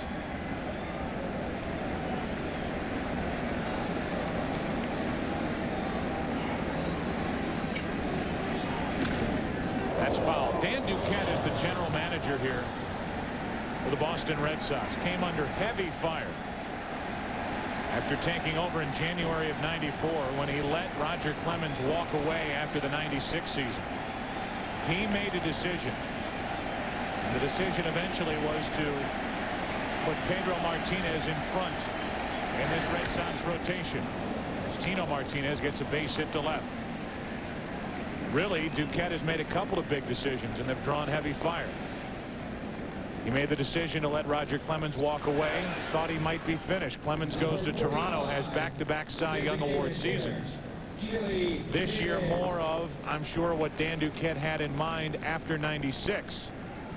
With the performance by Clemens, where he ended up 14-10 with an ERA over 4.5.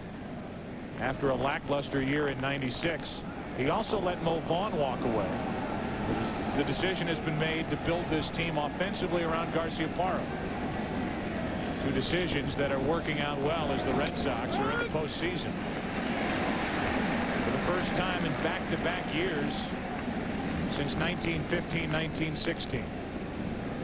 Dan Duquette, yeah, I'd wave too if I was from Dalton, Mass. And I was putting this Red Sox team together and watching Pedro Martinez, a young right-hander who I traded for, pitch the way he's pitching this afternoon. 1 on, 2 out, and Chili Davis hops out of there.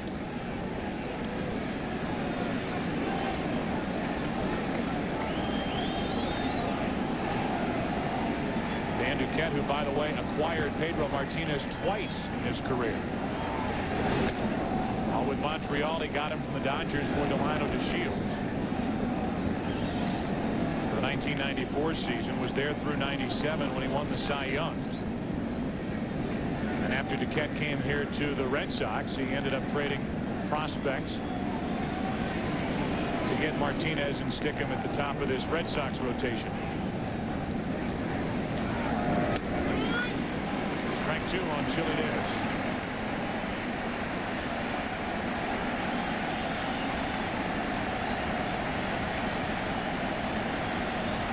Once again, the dilemma for the hitter. Do you stay back for the changeup or go forward for the fastball?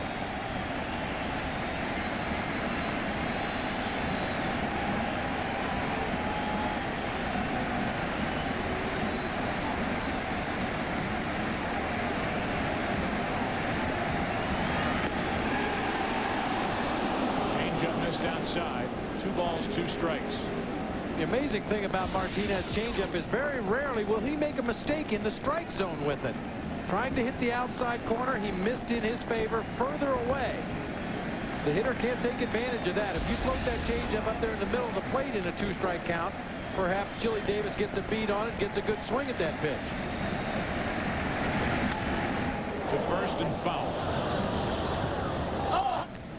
Go back to the time Pedro Martinez was in a Dodger uniform. Signed by Los Angeles June 18th, 1988. Came to the big leagues with the Dodgers and was primarily a relief pitcher. Everybody said when he was there, that body will not hold up over the long haul as a starter. Well, it has. He is now the game's best. But the only change, the jerry curls are gone. Tighter trim job as he pitches for the Red Sox. Good fastball still there. Just as Chili Davis, 92 miles per hour blown right by him. And that's 8 strikeouts for Pedro Martinez. Their ace is doing it. The Yankees right-hander Clemens is gone, and it's all Boston so far, up 6-0. Ramon Martinez in the jacket, congratulating brother Pedro as he just pitched another scoreless inning. We're into the bottom of the 4th inning, and now a new catcher in the game for the Yankees, working with Arabu. As the Red Sox catcher, Veritek, is out in front, strike 1. Jorge Posada is now behind the plate. So that'll do it for Girardi, who will leave this game 0 for 1.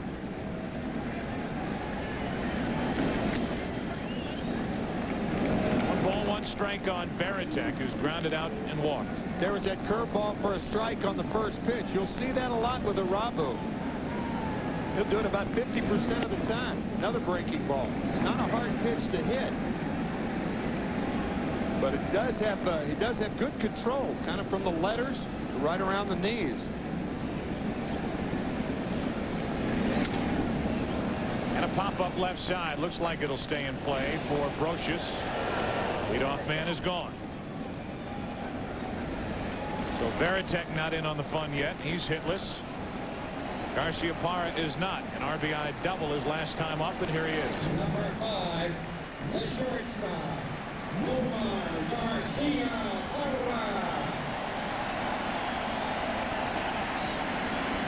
That's one of the satisfying things about being a catcher, however. If you're catching a shutout and you're catching Pedro Martinez, you don't have to hit to enjoy it.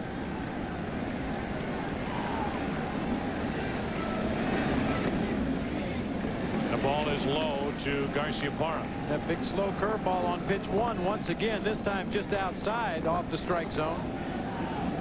You surprised to see the Red Sox hitters go up there and look for that pitch. Sure, I'm surprised more American League hitters didn't do that. He fell into a pattern of that late in the season. Fastball up and in, 2-0.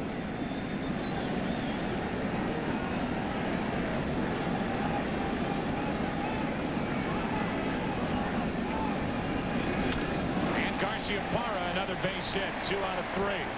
on base for the third time. He's on with 1 out here in the 4th inning. Tomorrow on the Fox NFL Sunday pregame show, Terry Bradshaw heads to Chicago, where the upstart Bears are making some noise in the NFC Central, coming off that big win over the Vikings. Are the Bears back? Find out in the pregame show as the guys bring you the latest from around the NFL right up to kickoff. Coverage begins noon Eastern, 9 a.m. Pacific on Fox, and then we'll bring you Game 4 of this ALCS tomorrow night. 1 on, 1 out, and O'Leary shoots one up the middle into right center. Garciaparra will turn and head to third. And it's first and third, only 1 out here in the 4th inning.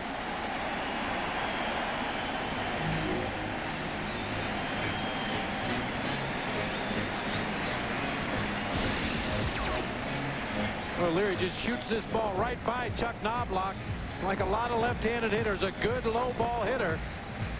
Gets it by Knobloch and very nearly into the gap. Only the speed of Bernie Williams getting over there to cut it off prevented O'Leary from going for extra bases.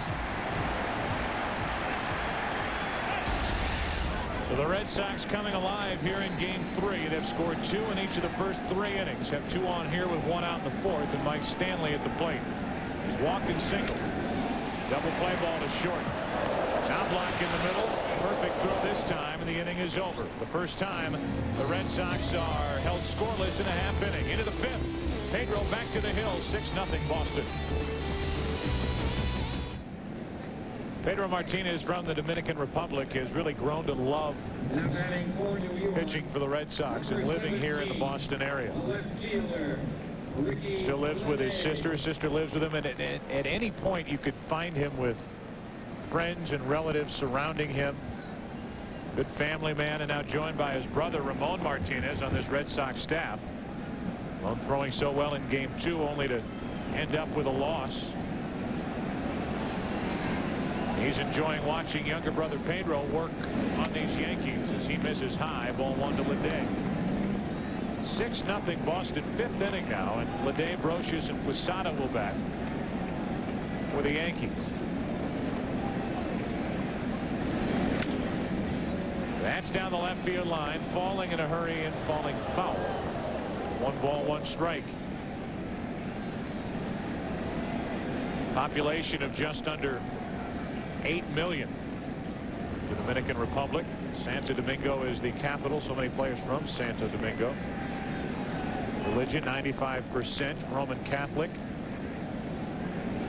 President Reina was actually in the United States and witnessed Sammy Sosa hit his final home run of the season on the final Sunday of the year in St. Louis against the Cardinals. You saw one of their exports baseball players, to say the least. 1-2 the count on Leday. Is he the 9th strikeout victim? Glad to see another pitch as he was out in front of that delivery. You could say good left-handed hitters that the Yankees have, reaching, staying back, swinging errantly at high fastballs. These are good major league hitters. Another strikeout, number 9, and these good major league hitters didn't look so good on September 10th. The complete game victory at Yankee Stadium. Struck out the side in the 7th inning, going right through the heart of the order, and eventually gets the congratulations after the final out. A one-hitter and a 3-1 victory, and the only hit was a home run by Chili Davis. We've already talked, that is one of the most dominating performances any pitcher has thrown out there in the last 20 years. The box score from that game: the 1 hit for Chili Davis. You see the strikeouts piling up to a total of 17. Brocious, 1 ball, 1 strike.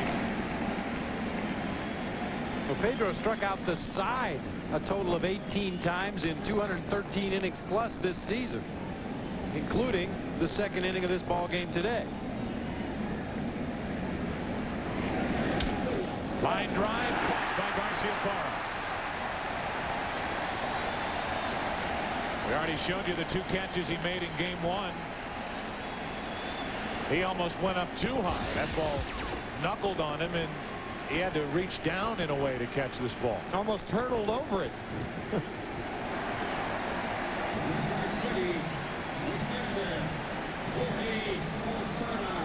Fairly routine catch for Nomar Garciaparra, not quite to the level of the ones we saw earlier in this postseason, but nice play nonetheless. And with 2 out, nobody on, Jorge Posada stands in for the first time. Took over for Girardi behind the plate. And this move makes all the sense in the world for Joe Torre. Yankees trailing by 6 runs. You put in a catcher who will deliver, for the most part, more offense. Switch hitting Jorge Posada. 2 outs with the bases empty, and 1 ball, 1 strike on Posada.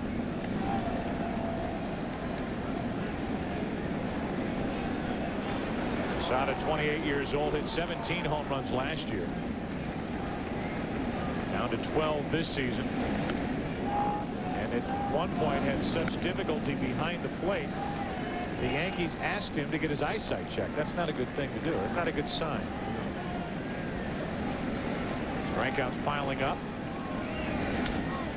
Broken bat, left side. Valentin showing range in an arm, and another 1-2-3 inning for Pedro Martinez with help from John Valentin. Pedro appreciates it. Caps gloves with Valentin and Garciaparra. Still 6-0 Boston. The 1999 American League Championship Series on Fox is brought to you by Michelin, because so much is riding on your tires. By Visa, it's everywhere you want to be. By Daytech Online, the rules of online trading are changing. And by KFC, home of the new tender roast sandwich. At KFC, we do chicken right in a bucket and now in a bun. For the past 75 years, millions have watched the Goodyear blimps hover over special events. Above, it's the Spirit of Akron carrying on that proud Goodyear tradition. You can find out more about the Goodyear blimp fleet on the internet. www.goodyear.com. Bottom of the 5th inning, and the Red Sox will step in. Daubach, who homered against Uramu last inning, make it in the 3rd inning. First batter faced by Hideki Uramu will lead it off, and here's what that home run looked like. Golfed a down and in fastball down that right field line.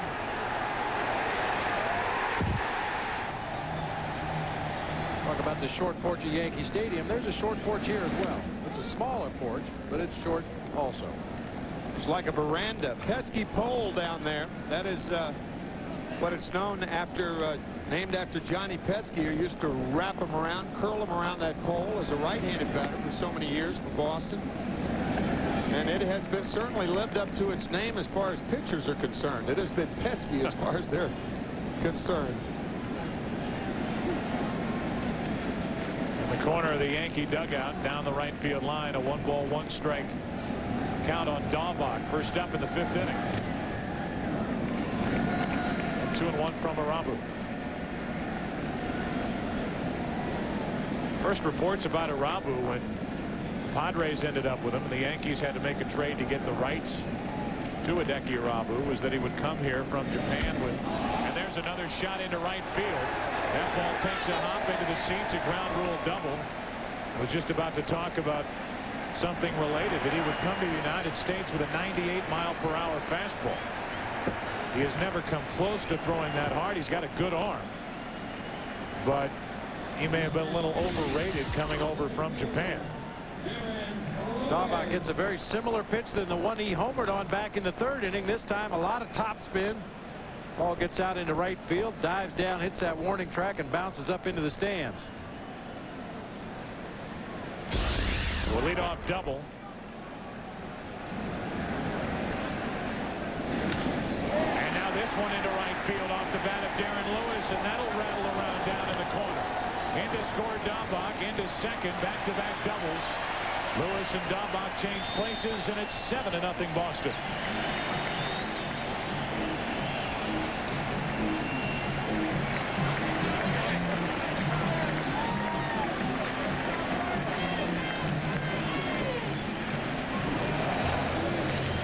This Red Sox offense is finally busting loose.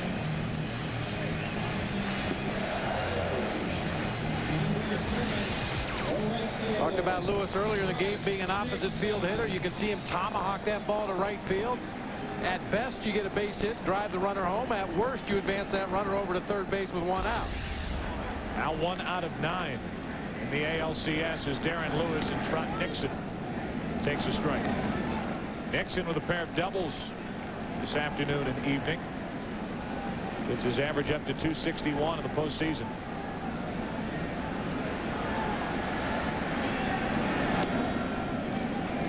One ball, one strike.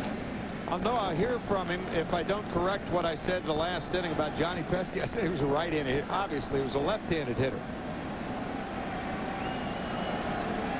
Johnny, a longtime coach for the Boston Red Sox. What a great guy. And a great player for the Sox for so many years. He had a pole named after him down the right field line. He had only 17 career home runs. Yeah. If you hit all 17 of them around that pole, you deserve to have it named after you. Yeah. One ball, two strikes on Trot Nixon. Runner at second. And out in front. And Nixon will head back to the dugout. The first out of the inning. That's the first strikeout for Hideki Irabu. And it brings in Offerman against his fourth at bat here in the fifth inning, and he should get a nice hand. He got this game started well for the Red Sox with a leadoff triple. He's 2 out of 3 today.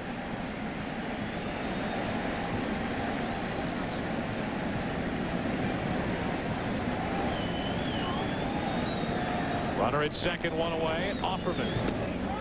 Strike one.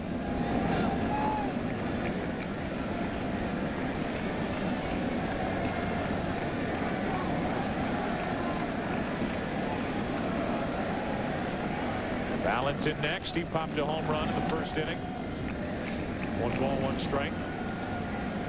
Talked about that controversial contract that Jose Offerman signed. With his postseason coming in at .429, now 2 out of 3 tonight. Get the regular season worth every penny as he shoots it foul off to the left. And now in the hole, 1 and 2. Jose Offerman, one of 76 major leaguers to homer his first at bat. The odd thing about Jose doing that was he only had 4 home runs the next 4 years after that. Hit his first major league home run on August 19th, 1990 against Dennis Martinez. Coming up tonight on NBC at 7:30 Eastern, Game 4, the Braves and the Mets back at Chase Stadium. The Braves winning last night 1-0. Tommy Glavine a strong start. 3 games to none. So the Mets facing elimination tonight. And then tomorrow at 4 Eastern, if necessary, Game 5, the Braves and the Mets on NBC. And tomorrow night at 7:30 Eastern, Game 4 of this series. We know there will be a Game 4. Red Sox trying to make it a Yankee advantage of 2-1 for tomorrow night. On their way to doing that, leading 7-0 here in the 5th inning. That odd 9th inning last night at Chase Stadium. Bobby Valentine in a 1-0 game. Pinch hit Todd Pratt for Robin Ventura. Ventura driving in 115 runs this year. Odd things happening at Shea last night. So the Mets hope to at least force a Game 5 tomorrow. They'll have to beat a good one in Smoltz tonight. How about that? We were talking about that before the game. You're the Mets. You have a terrific season. You fight hard at the end. After a collapse, you fight hard just to get there. You win a division series against Arizona in thrilling fashion. But now you're down 3-0. You have Smoltz tonight. If you should survive that, you go back to Maddox, Millwood, and Glavine in a Game 7. Offerman strikes out, and that's back-to-back strikeouts for Hideki Irabu. Coupled with the fact that no team ever down 3-0 in baseball has come back to win any postseason series, as Offerman is down on the splitter.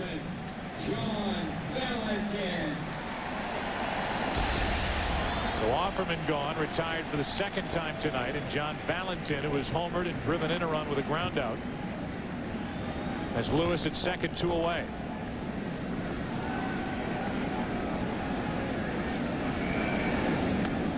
And a breaking ball in for a strike. By the way, tomorrow in Game 4 of this series, it'll be Andy Pettitte, the left-hander, against Brett Saberhagen, who has had 2 rough starts in the postseason so far for Jimmy Williams and the Red Sox.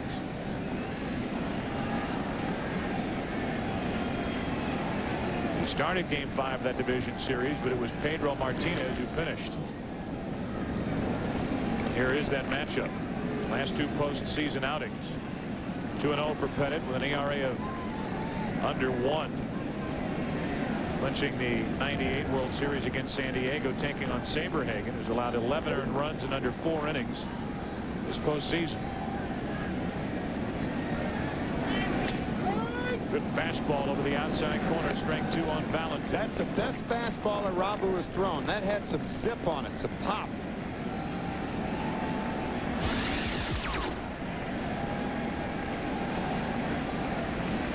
What you like to do with those fastballs, move that catcher's glove. Valentin stays alive. And the fact that Saberhagen is starting for the Red Sox tomorrow makes it all the more important that Pedro Martinez is able to work deep into this ball game tonight. Saberhagen figures to need some relief help in that ball game tomorrow if his performance in the postseason is any indication. Runner at second with 2 out in the 1-2 pitch. Valentin grounds one through the left side. Here comes Lewis. Throw by Leday. Safe as Posada dropped it. And it's 8-0 Red Sox here in the 5th.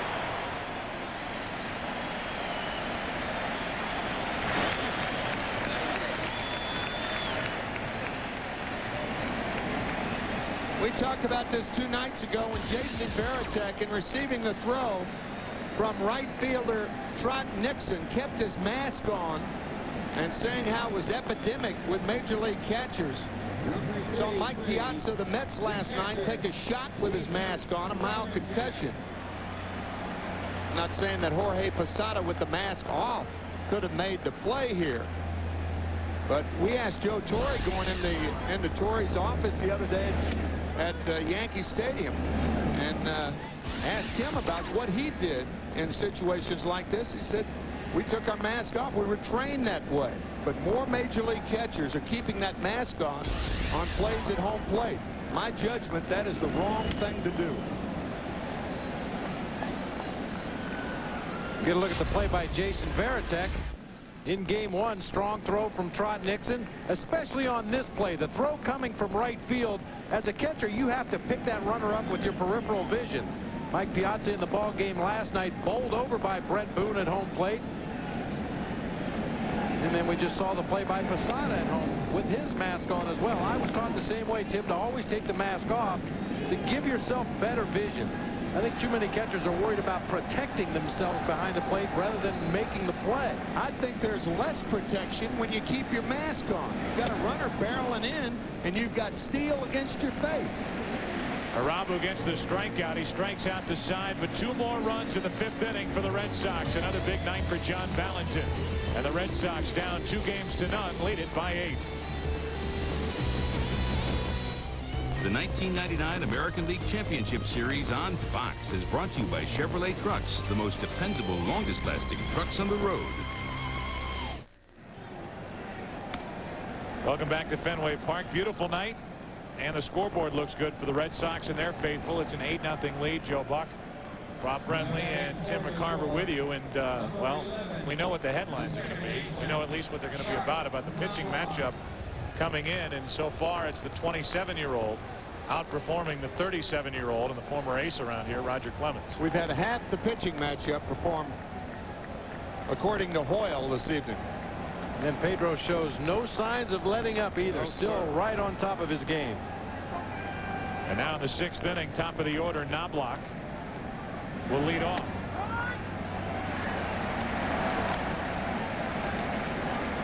Oh for 1 with a walk.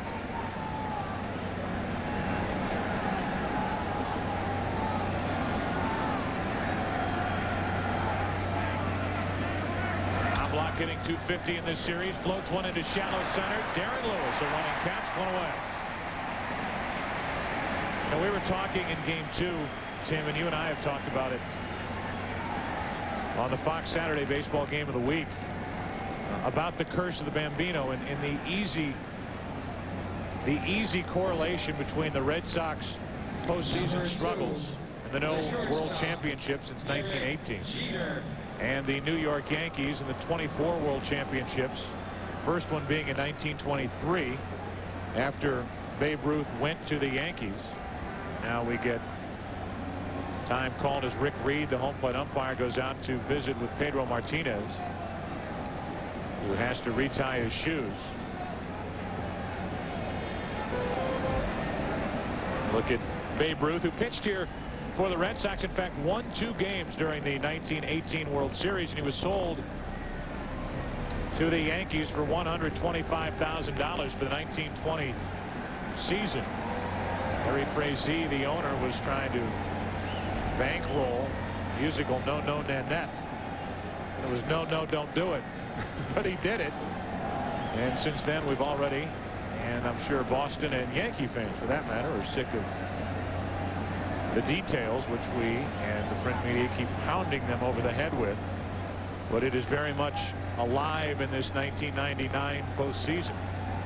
But there's more to the history between these two franchises than just Ruth going from Boston to New York. Ruth's manager with the Red Sox, Ed Barrow, who turned Ruth into an outfielder, put him in the lineup, actually followed Ruth at the end of that season to New York. Derek Jeter has a 1-ball 1-strike count. And it was Ed Barrow who surrounded himself with top-notch scouts. Eventually had Paul Critchell on his staff, who went out and signed Gehrig. That led to the hiring of George Weiss, who set up the farm system as the farm director. That's a foul ball. And what you had there was the building of the Yankee dynasty. So not only do you have the curse of the Bambino with Babe Ruth moving to the Yankees, but you have Ed Barrow, who has a plaque out in Monument Park, moving to the Yankees and setting up what was an incredible system of funneling talent to the big league club, which set up the most dominating franchise of the century. Stolen from the Red Sox organization as well. The 1-2 pitch is outside to Jeter, 2-2.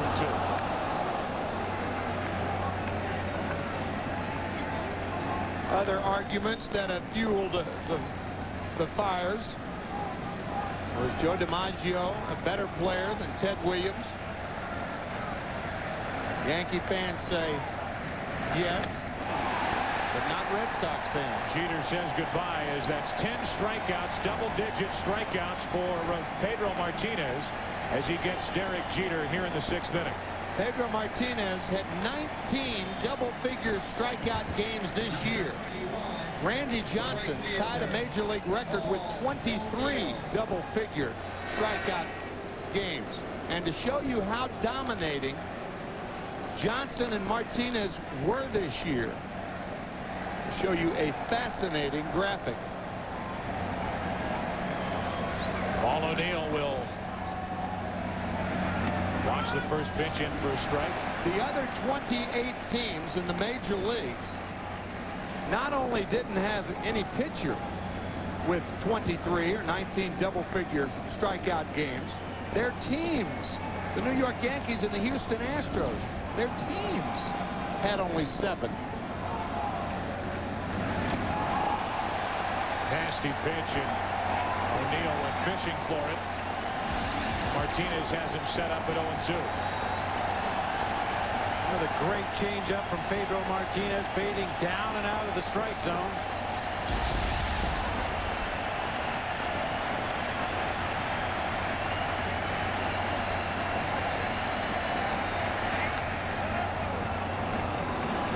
One ball, 2 strikes.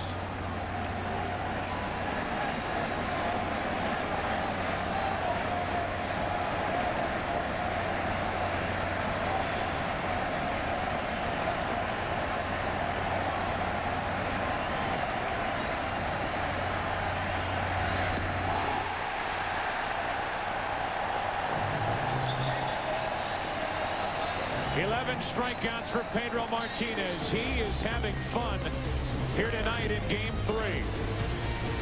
Game 1 went to the Yankees in 10. Game 2 to the Yankees 3-2. Cone over Ramon Martinez. Tonight it's Pedro and the Red Sox leading by 8. Building from across the street here in Boston. Pulling back into Fenway Park, and it's been all Boston. Only 2 hits for the Yankees. 8-0. Garciaparra now. He will lead it off with O'Leary and Stanley to follow, and there's a ball from Arabu.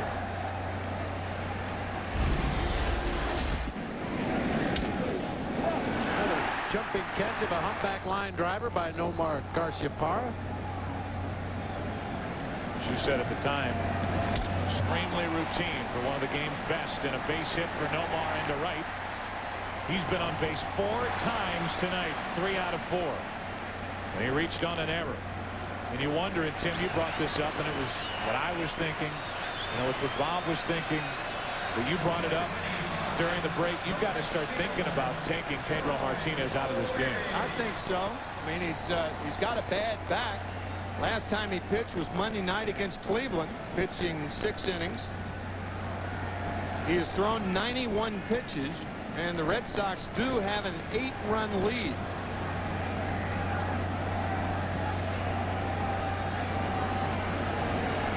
Troy O'Leary now with a runner at first. They don't hold against Garciaparra, and there's a strike.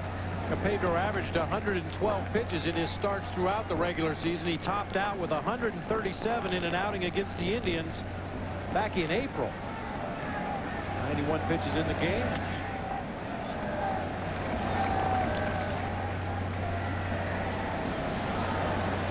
Pitches by innings, and within those pitches, he has 11 strikeouts on the night. As I mentioned, only 2 hits allowed as O'Leary grounds to the first baseman Martinez. Out at second, and no return throw. The force out 3-6. In case you're wondering, Pedro Martinez, if this series should go 7 games, is scheduled to pitch the 7th game, which would be on Thursday. But with the off day, the travel day, he kept his pitches down, and he's right now probably on the verge of pitching and throwing too many pitches anyway. With 91 on the night, maybe you could force him into a game 6 if you needed him. But if he were to pitch on Wednesday, that would be with 3 days rest. Stanley takes a ball low and away.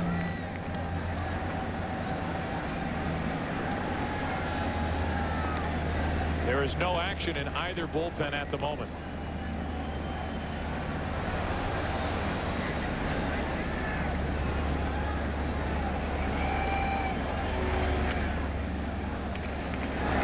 If the league championship series does go 7 games, and you may see the Martinez brothers pitch again, so that would be 4 starts for 2 each, Ramon and Pedro. It evokes the World Series. Thoughts about the World Series back in 1934 when Dizzy Dean and brother Paul won all 4 Cardinal games. They started 5 games in the World Series, Cardinals against the Tigers,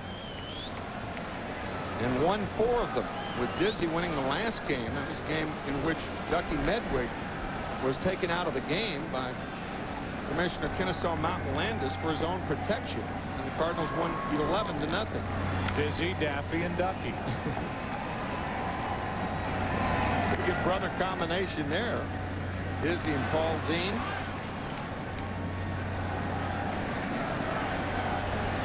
Another pretty good brother combination right there. Ramon on the left and Pete. And you can really see Ramon getting back to where he was. He's never going to have, or he may never have, the overpowering fastball, but boy, he was tough in game 2 at Yankee Stadium. The fastball had a lot of movement to it. 3 balls, 2 strikes. That changed his mechanics, Ramon's mechanics. Joe Kerrigan has. Try to take some of the stress off that shoulder and elbow.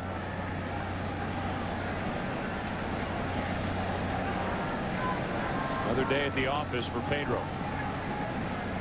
See if they send O'Leary. He stays put on 3-2, and Stanley lines it into left for Leday. After a leadoff single, next 2 retired, 2 out. The hitter will be Dahlbach.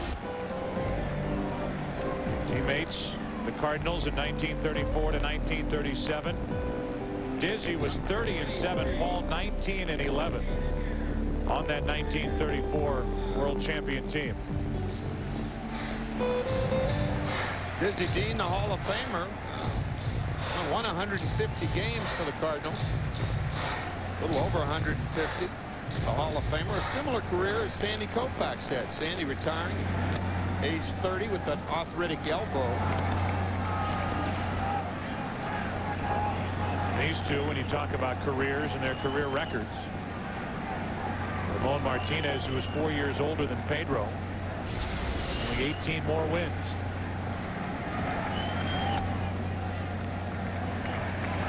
Talked about it during the division series. Just having a little fun. Can you imagine the burnout games they must have had down in the Dominican Republic when they were young? Burnout is get it, throw it as hard as you can. Try to make the other guy drop it. Dahlbach goes the other way into left field, and Leday will play the wall and miss it. All the way around from first is O'Leary, and it's 9-0 Boston. You talked about Leday in left, and he did not look too sure of himself on a ball that should have been caught. Talked about Leday and the problems he's had in left field at Yankee Stadium, and you can see wary of the wall. Where is it? First with the glove, now with the bare hand. Proper method is to go to the wall and back off. And this ball's got to be handled. Probably an error on Ricky Leday. First with the glove, and now the bare hand. An error, a two-base error. Talked about it earlier. Leday had not had a problem with the wall before that. Of course, he had played one ball off the wall, but clearly problems right there. And as this lead continues to grow, curse or not, with a bad back, you have to have thoughts of taking Pedro Martinez out of this game. I would think so. And I know you've got to be concerned about the Yankees, and these are the world champs, and they won a total of 125 games last year. But at some point, you have to put some faith in your bullpen and hope that they can come up with 9 outs before the Yankees can score 9 runs. And Jimmy Williams has a full complement down in that bullpen tonight. Rich Garces is back in action tonight after suffering a pulled muscle under his right armpit, and Derek Lowe has had 2 days off for the first time since the last week of the regular season. So those guys are down there ready to go. Of course, Jimmy Williams may be like the rest of us. He just likes to watch Pedro pitch. And to go along with what you said earlier with Saberhagen, who has struggled pitching tomorrow night, the more you can rest your bullpen, the better off you are tomorrow night. Short term or long term. As Lewis fouls it away right side, 2-2. And we don't want to give the impression that Pedro Martinez, obviously he's the dominant pitcher on this staff, but this is a staff that led the American League in earned run average. So they have other guys that can pitch too. First time a Red Sox team has led the American League in earned run average since 1914. 2 balls, 2 strikes, runner at second, 2 out. And now a full count on Darren Lewis. Dahlbach has been a pain in the neck to Arabu. Arabu came in the 3rd inning, and Dahlbach immediately pounded a 2-run home run into right. Dahlbach led off with a double in the 5th inning and scored. Now at least hit it deep enough to bother Leday in left. He couldn't make the catch to add another run.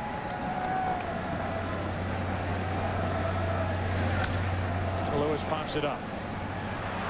In comes Williams, and this should end the inning. So Lewis flies out. Another run for the Red Sox, and after 6 they lead by 9. How much longer will Pedro go? We go to the 7th inning, and we're back after this from your local Fox station.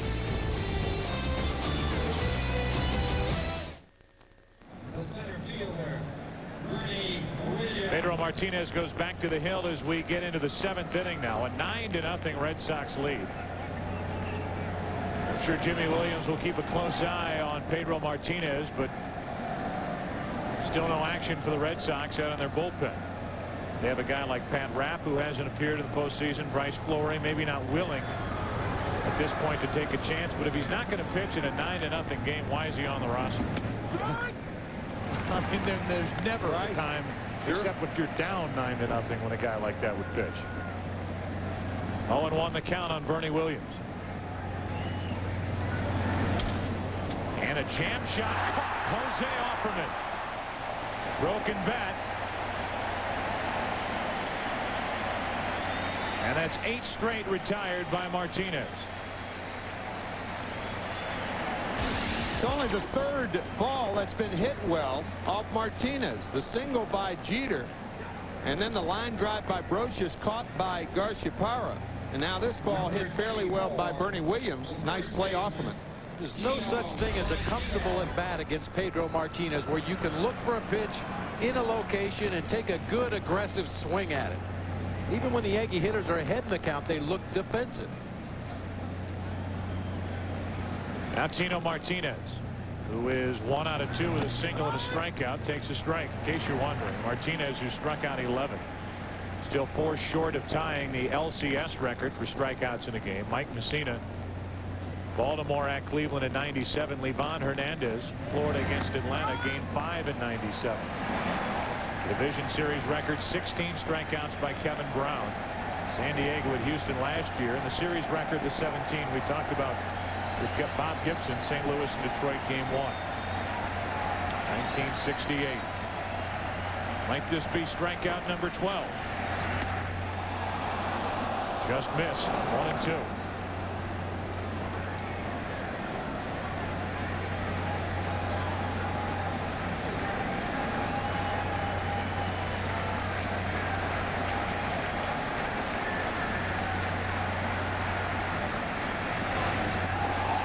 Strikeout.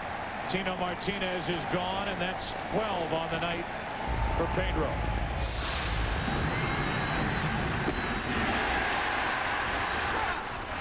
We show you most strikeouts per 9 innings pitched. Among starters, minimum 100 innings pitched. And Pedro Martinez, throughout history, the top ratio at 13.2. He has 12 on the night. And that's a pretty good list of names there, including the all-time strikeout king, Nolan Ryan. Now with 2 out, nobody on, here's Chili Davis, who struck out twice, strike 1. The amazing thing about Martinez, if you look at a pitching chart after a major leaguer starts a ball game, many times all the fastballs will be 90, 91, 90, 91. All the breaking balls will be 82, 83, 82, 83. Martinez will throw 6 or 7 miles per hour difference in his fastball, the same thing in his changeup, the same thing in his breaking ball. He has such a good feel for what that hitter's trying to do at the plate, and then do just the opposite. Don Zimmer used to talk about Greg Maddux in his days with the Cubs, how he had a feel for pitching. He almost knew when that hitter was going to turn around and look for a fastball, so he'd take a little bit off of it. 2 out with the bases empty. 9 straight retired by Martinez, and the 1-1 pitch to Chili Davis. Tried to check his swing. He did, according to Tim Tashita. The count 2-1. Did Chili Davis go too far? Close.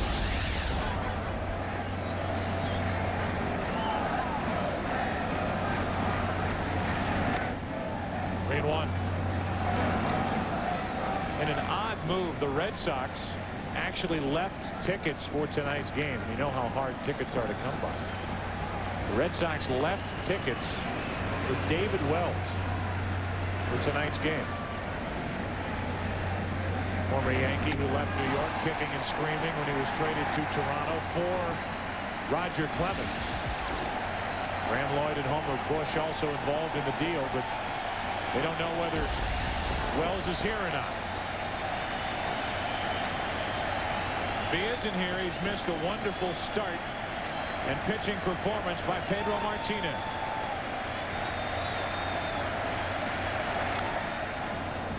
And it's still full on Chili Davis.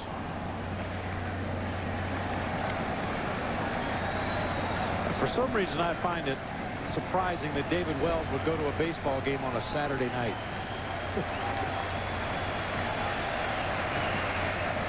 Unless the Red Sox brought him in here, as you said before the game, maybe as the entertainment director after the game for his former teammates, the Yankees.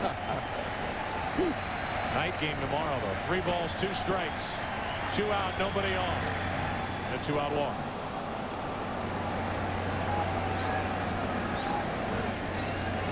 And action, it looks like, will finally start for the Red Sox out in their bullpen.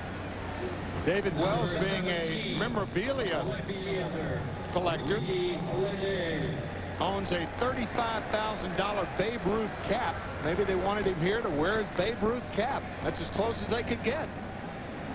Curse of the Bambino, bring the guy in who was wealthy enough and,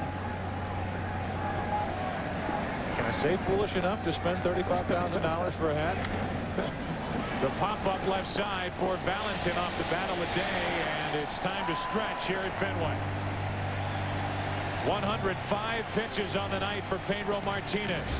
Bottom of the 7th inning. Martinez has done his job. Boston leads by 9.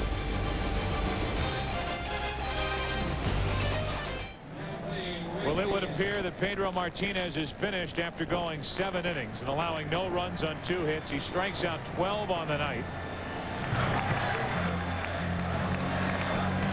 A 12 a Red Sox postseason record. Even with all those postseason starts, 9 for Roger Clemens. 105 pitch night for Pedro Martinez, and he sets yet another record as he's done all year for Boston. 17 consecutive scoreless innings in this postseason. 4 his first time out against Cleveland, and then 6, 7 tonight. And a ground ball right side, and that's a base hit for Trot Nixon. Good effort by Tino Martinez, and just to finish the numbers for Pedro Martinez: 17 innings pitched, no runs, 5 hits, 23 strikeouts in this postseason. Number 30. So Tino diving, knocked the ball down, but it gets far enough away that he's unable to get to his feet and make the play at first base. Ball was hit very hard by Trot Nixon.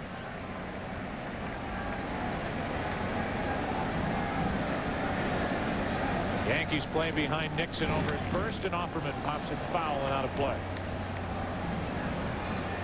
Jack Curtis takes over in left field.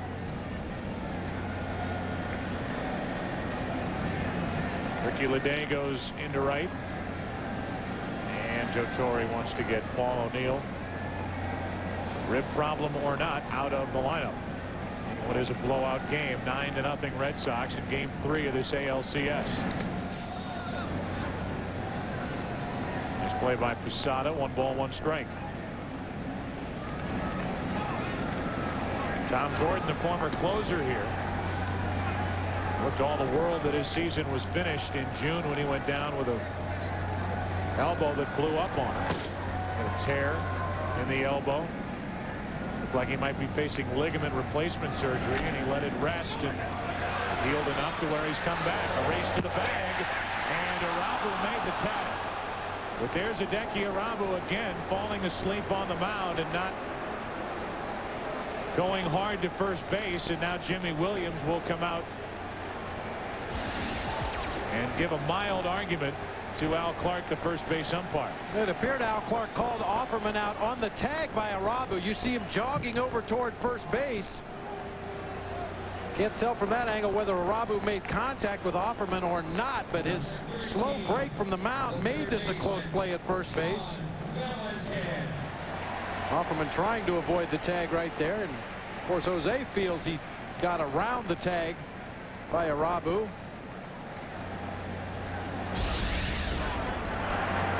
So now it's Nixon at second, 1 out. John Valentin, who's been a big part of the Red Sox success here tonight, takes a ball. That was a 9-0 your team's on top argument by Jimmy Williams with Al Clark. 2-0 on Valentin.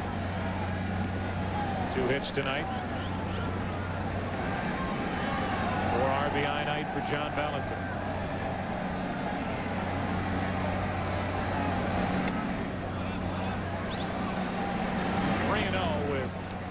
Varitek waiting on deck.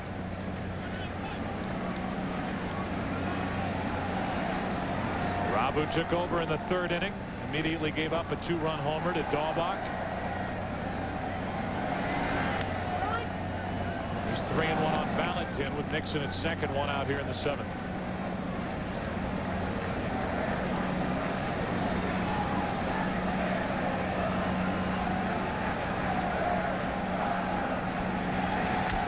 Well hit into left again. Off the bat of Valentin and off the Green Monster in to score Nixon. Holding it first is Valentin, and that's 5 RBIs tonight for the Red Sox third baseman. 10-0 Boston in the seventh. And have they ever spread it around? They have scored in every inning but the fourth. So 6 of the 7 innings, the Red Sox have played it at least one. And it's John Valentin again. Well, the Red Sox runners get such tremendous jumps on the bases here at Fenway Park. They've played 81 home games during the regular season here. They get a real good read on the ball off the bat and know when that left fielder is not going to be able to make a play. That time Trot Nixon saw the flight of the ball, was off, and scored easily. And now it's Valentin at first with 1 out. Varitek takes a strike. Well, as you look at the graphic, something we talked about a while ago, now put it into these terms.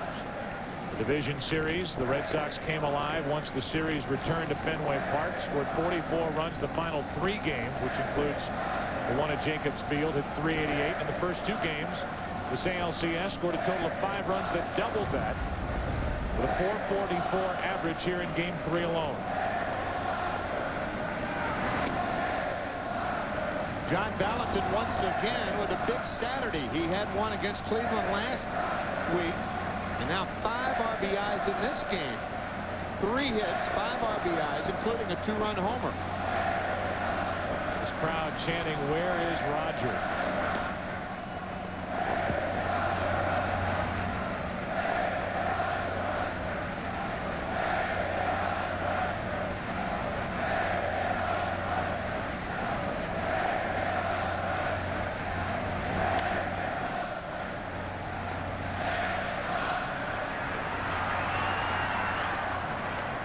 Two out.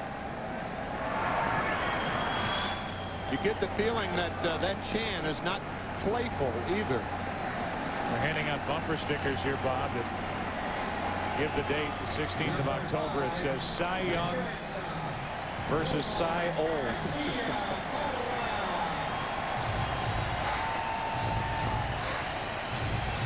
And this year's American League Cy Young Award winner, there is 0 doubt about that award. Pedro Martinez, pitching 7 shutout innings now as they chant MVP, not for Pedro but for Nomar. He takes a ball.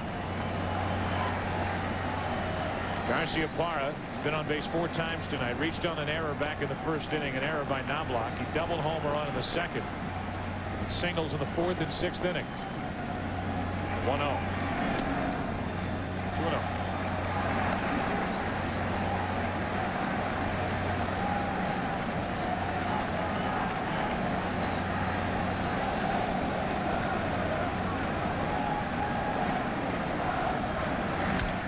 Garciaparra pops it into deep left field. This ball's got a chance at the wall. Goodbye.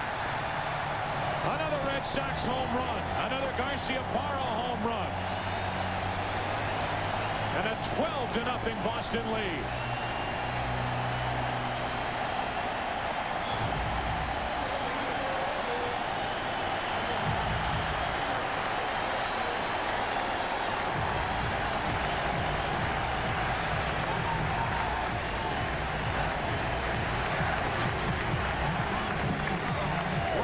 Jimmy Williams calls him the Viper. The Viper came out of his pen once again. And out of the dugout comes Mel Stottlemyre to talk to Arabu, who has been knocked around here tonight. Garciaparra takes no stride with that front leg. Just kind of picks his foot up, puts it right back down in the same spot. It makes him less susceptible to being fooled by off-speed pitches and breaking balls down low and away, and extremely quick on fastballs inside. That ball high in the air. The wind is blowing out toward the monster, as we mentioned earlier in the ball game, and any pop-up or fly ball that's been hit above the roof of the stadium has carried very well toward left field. Watch the heel. That's the only thing that leaves the ground.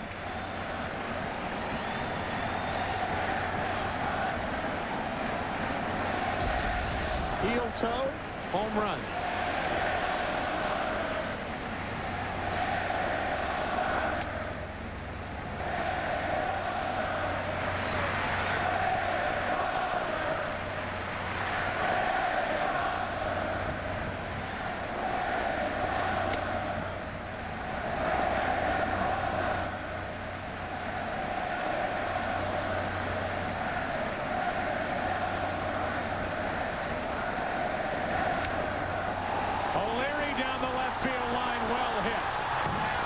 Top of the wall. Another extra base hit. It's a double for Troy O'Leary.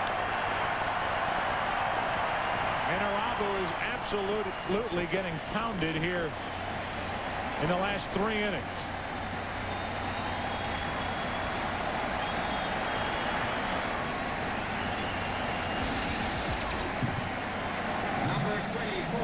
Talked about those Boston left-handed hitters being willing to go to the opposite field.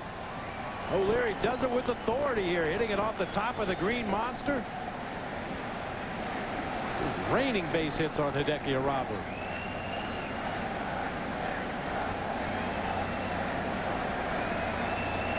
And after a visit to the mound by Posada, we'll see if the Yankees want to make a change. Lefty Stanton getting loose out in their bullpen. He just started to throw. 2 out in the inning, and Stanley stands in.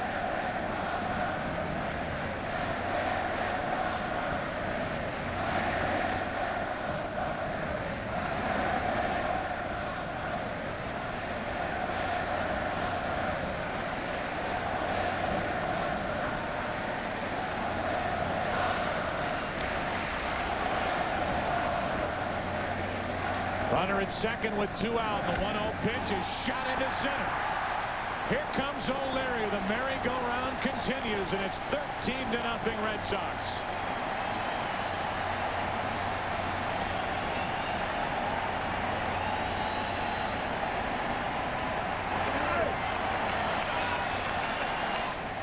That'll be all for Arabu. His ears have to be ringing. So do Clemens. Red Sox lead by 13.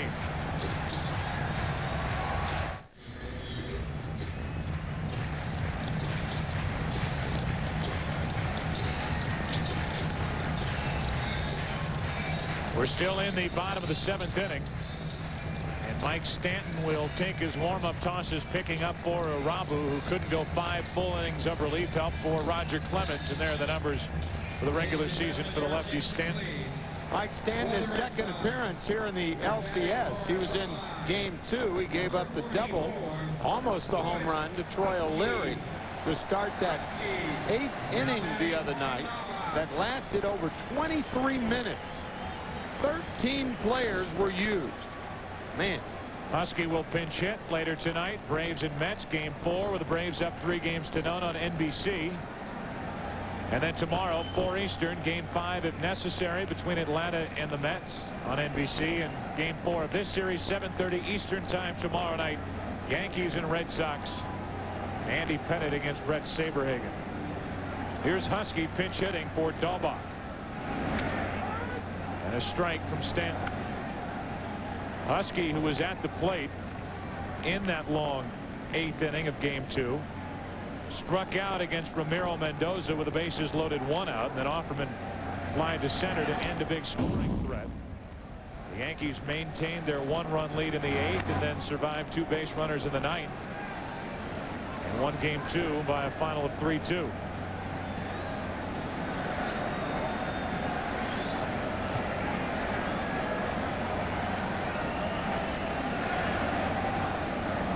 Two on Husky. On Thursday night, 23 minutes that 8th inning lasted.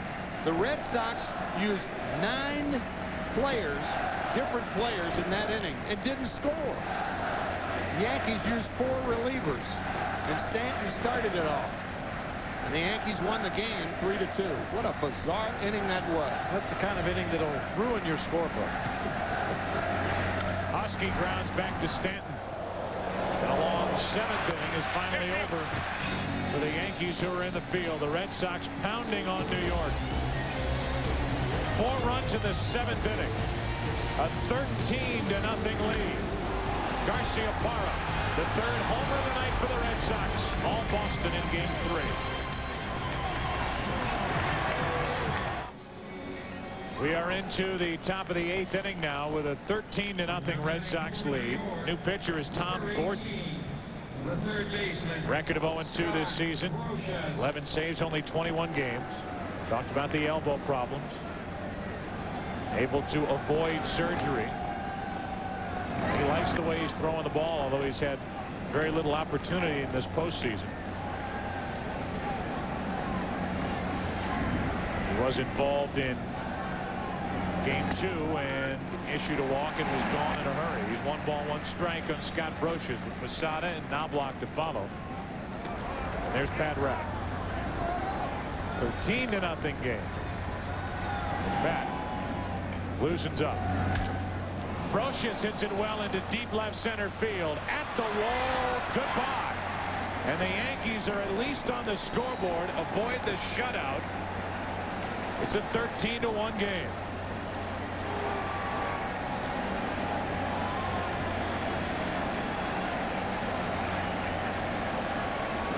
A few Yankee fans that is willing to admit at this point she's a Yankee fan, and we go down to Keith Olbermann. Joe, a little bit more on Tim's informed speculation before that Roger Clemens left this game for more than just a bad pitching performance. It is not apparently the groin, at least that's not what is being discussed on the Yankee bench, but rather stiffness in the lower back, which of course could be a consequence of a groin problem.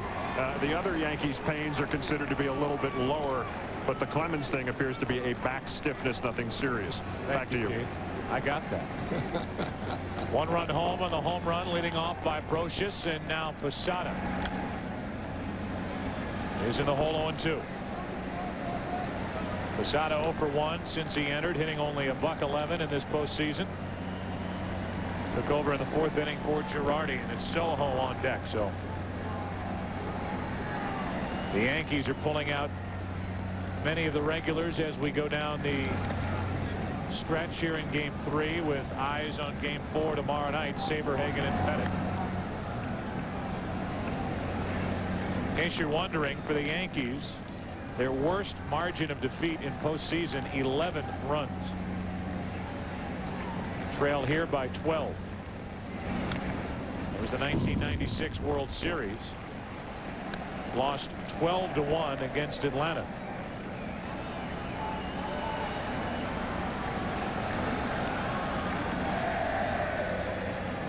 That was the margin of victory for the Braves in Game 1 of the 1996 World Series.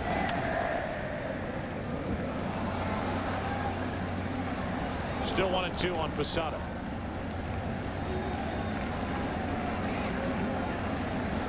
David Cone, the winner in Game 2. Ricky Leday in need of a toothpick.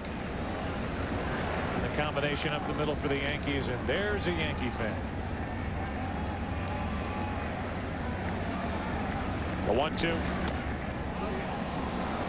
balls, 2 strikes.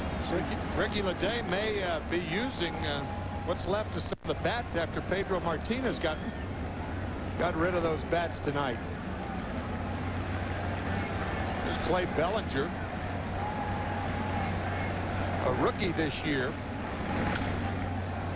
Posada, an easy fly ball into center for Darren Lewis. 1 away here in the top of the 8th inning with a run home for the Yankees. Sunday, November 7th. The wait is over. The fall's biggest event is coming. Don't miss the most anticipated premiere of the season. The X-Files, Sunday, November 7th on Fox. Now batting for Knobloch, number 19, Luis Soho. So with Joe Torre watching from the dugout, he sends Luis Soho to the plate. Bats for Knobloch and takes a strike.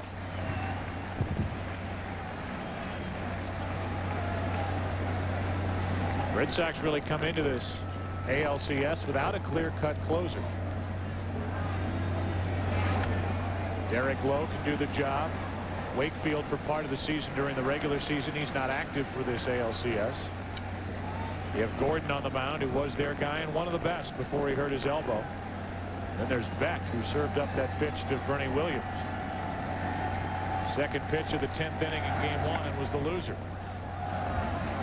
1-2 on Soho. Derek Lowe, perhaps the most flexible of the Red Sox bullpenners. Valuable middle inning relief against Cleveland on 2 occasions. The Yankees hit him hard. I should say Cleveland hit him hard on Monday night before Pedro came in to balance things out. Easy play for Gordon, and after the home run, 2 up, 2 down.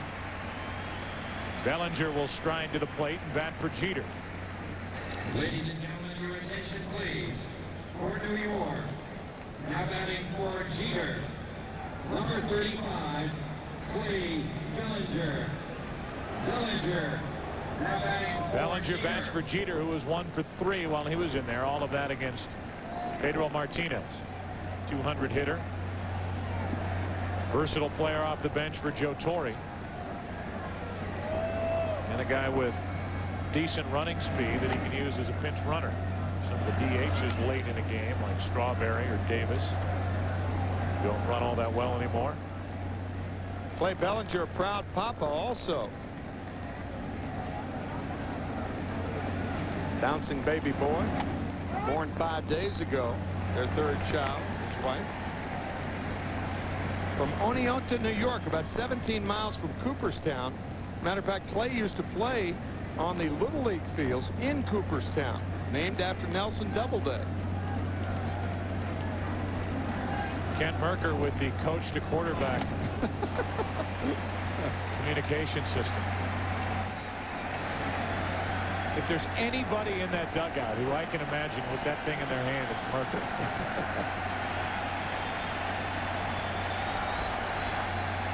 Part of the comedic relief for Mark McGwire the first part of the season while with the Cardinals. One of the guys who could make him laugh. 2 balls, 2 strikes. And in that ball game the other night, you mentioned that long 8th inning when Jimmy Williams exhausted his bench. We were speculating that if he needed a pinch hitter, it would probably be Kent Merker. He spent the majority of his career in the National League. Swings a pretty good bat. If you get down to that, you're in deep trouble. The 2-2 pitch from Gordon to Bellinger. Inning over. A home run from Brocious. The Yankees are on the board. But as we go to the bottom of the 8th inning with the Red Sox batting, they are in control, leading game 3, 13-1. The 1999 American League Championship Series on Fox is brought to you by Chrysler, engineered to be great cars, by Fidelity Investments, by Bud Light, for the great taste that won't fill you up and never let you down. Make it a Bud Light. And by MasterCard. MasterCard, proud sponsor of Major League Baseball and fan of the great American pastime. Folks, whenever the Goodyear blimp is hovering above with its camera focused on any event, you know you're going to get a unique view, and that's the case here tonight. Overhead is the Goodyear blimp Spirit of Akron, named after Akron, Ohio, the home of the world headquarters for the Goodyear Tire and Rubber Company. Number of changes for the Yankees. Shane Spencer is now in the game in left field. Chad Curtis is in the game now in center. He moves over to center field. You know that Leday is in right. Shortstop is Clay Bellinger. Luis Soho is into the game at second base. The new pitcher is Alan Watson. Soho, the second baseman. Alan Watson is the 4th pitcher of the night for the Yankees.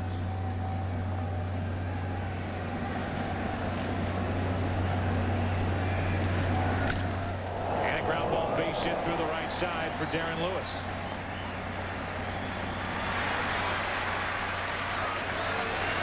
The 20th hit of the night for the Red Sox. Normally there's a saying in baseball that, hey, save some of those runs for tomorrow. But keep in mind that the Red Sox, once they started it last Saturday, it continued the Sunday and Monday against the Cleveland Indians. Of course, they're facing a much different pitching staff here with the Yankees. Andy Pettitte going against Brett Saberhagen tomorrow night. To the left side, Bellinger fresh into the game, starts a 6-4-3 double play. Neatly turned by Bellinger and Soho. Been sitting on the bench on this cool evening here in Boston. Tomorrow on the Fox NFL Sunday pregame show, Terry Bradshaw heads to Chicago and asks what's up with the Bears. They just beat the Vikings. Are the Bears back? Find out in the pregame show as the guys bring you the latest from around the NFL right up to kickoff. Coverage begins at noon Eastern, 9 a.m. Pacific on Fox.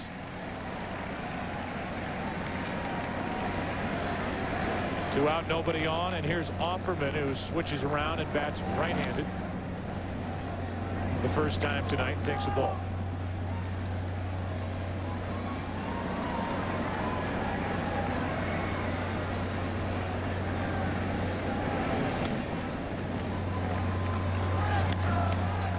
Two balls, no strikes. Comeback kid. Brett Favre has been just that for the Green Bay Packers this season. Fourth quarter, 4 touchdowns, no interceptions. 3 fourth-quarter victories. They will take on the Denver Broncos in a big game on Fox tomorrow. Ryan Greasy will be back at quarterback for Denver. Bubby Brister is hurt. Greasy, who helped the Broncos get their first win of the year last week, tries to build on that. 3 balls and a strike on Offerman. 2 out, nobody on. Different look in the dugout for the Red Sox as Offerman gets another hit. That's his 3rd of the night. 3 out of 6 here in game 3.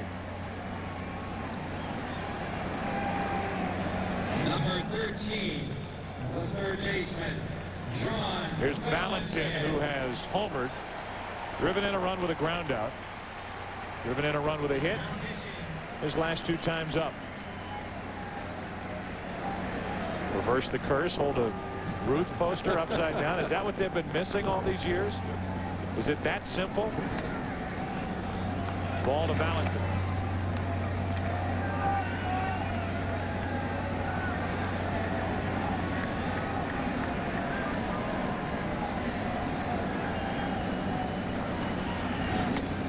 There's a strike from Watson. In game 2, Alan Watson came out of the Yankee bullpen in that procession in the 8th inning. Came in and all he did was throw to one hitter and handed out an intentional walk. We talked about Watson smiling when Joe Torre left the mound in game 2. Joe Torre took some of the pressure off and everybody got a kick out of him saying, "You're too wild. You can't get it over the plate. Get out of here."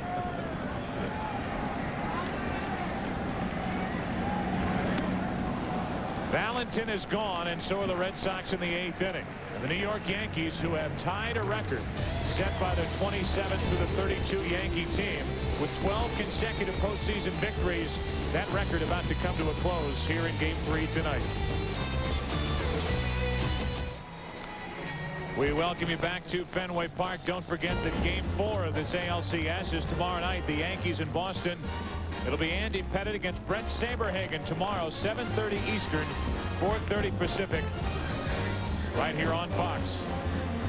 And it appears as if it'll be 2-1. The Yankees on top. Tonight it's all Boston. Damon Buford is now in center field. That kicks Darren Lewis over into right field, and Trot Nixon is out of the lineup. New catcher is Scott Hatteberg, and he catches the new right-hander Pat Rapp. Deals a fastball, and it's fouled back by Curtis. Rapp started 26 games for the Red Sox this year, had a record of 6-7, and an ERA over 4.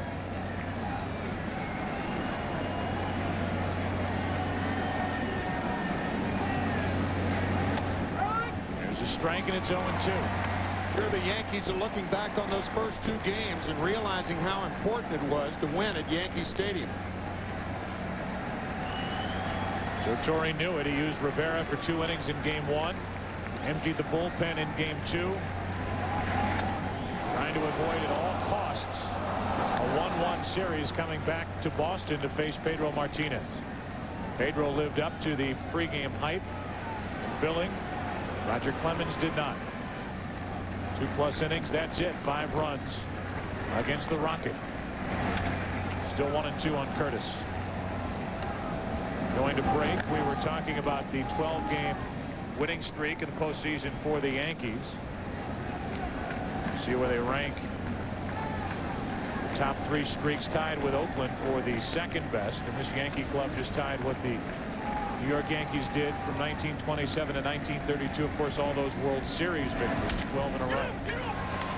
That streak will end here tonight. 1 out in the 9th inning as Curtis grounds out to Stanley. 1 away. Rivera, another night of rest, and Jeter left this game after the first 7 innings. There's Shane Spencer with 1 out, nobody on. Pedro Martinez now has thrown 17 consecutive scoreless innings this postseason. The all-time record, Christy Mathewson, 1905 with the Giants, threw 27 consecutive scoreless innings. Pedro's 17 ties him for 10. Lonborg of the 67 Red Sox, who did it against the Cardinals.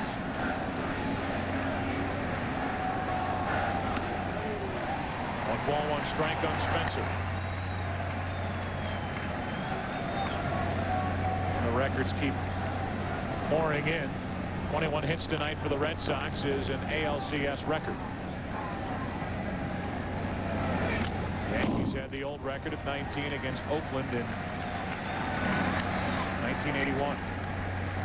The Lonborg streak back in 1967 included in Game 2 a 7 2/3 innings no-hitter. Julian Javier breaking it up with a double in the 8th inning.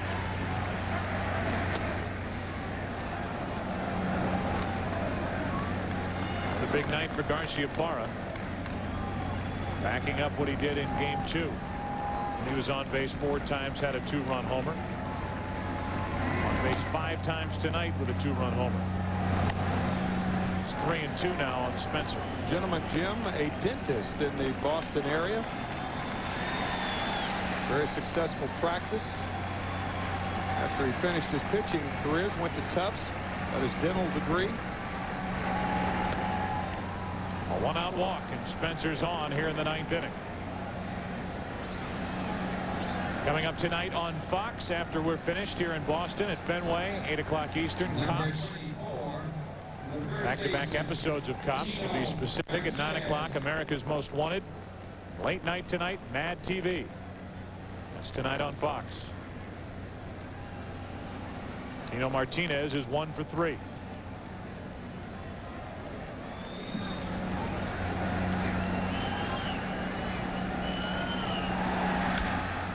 And a fly ball into left center field. Slices to O'Leary. 2 down. And the Yankees down to their final out here in Game 3. He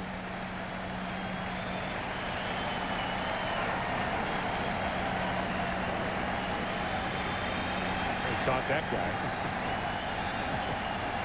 He's just glad this one's going to finally end.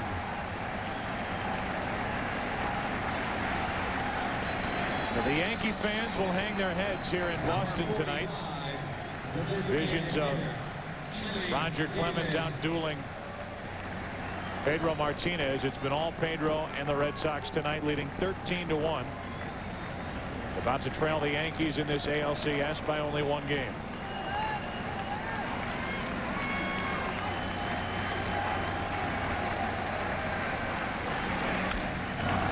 Up the middle, Garciaparra has a kick off his right shin, and the game continues. Davis is on here in the 9th inning. Nomar had the bag with which to contend. Watch, it bounces right behind the bag, hits the heel of the glove. And it's probably going to be an error on Garciaparra. It is. Looked like he may have been trying to find that bag and pick that ball in the short hop, step on the bag, and end the game. Took his eye off the ball just at the last instant. The 7th error in this postseason for Boston doesn't matter. Offerman makes the play. O'Day is gone, and this game is over. It's now 2-1. The Yankees out in front as the Red Sox take care of New York 13-1 here in Game 3. We'll come back to Fenway Park, wrap up Game 3 in just a moment. Pedro and the Red Sox, too much for the Yankees tonight, winning 13-1.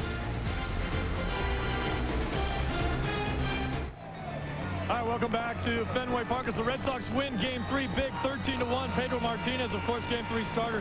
Pedro, it didn't look like you had your great fastball tonight, but you still dominated the game with your other pitches.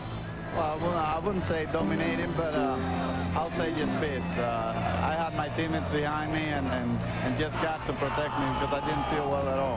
How important was it then for your team to jump out in front? Val hits the big home run early. You could settle in and kind of get into a rhythm out there knowing you had a lead.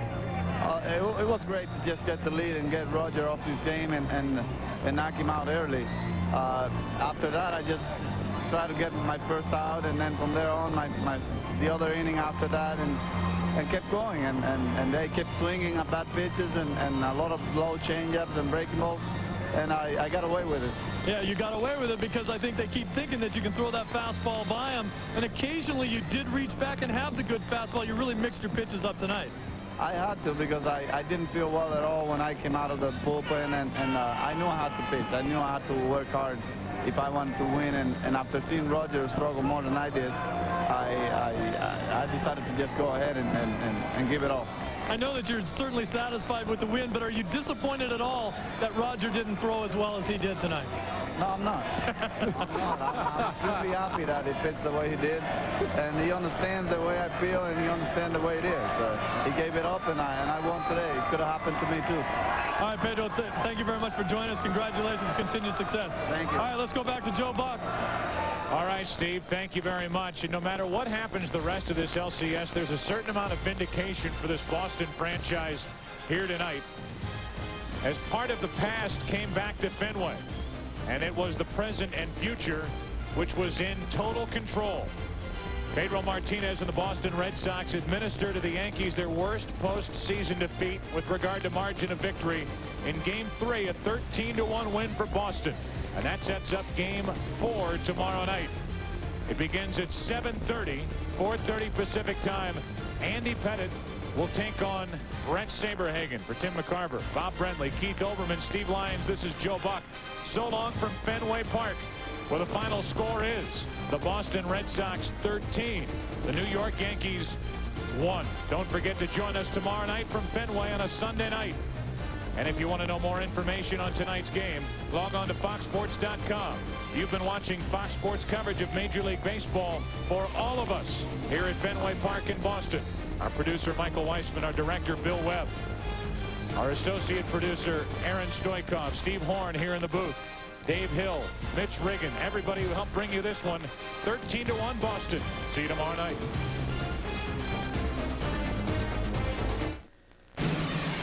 This is the place where champions are crowned, where legends are made, and dreams come true. This has been a presentation of Fox Sports.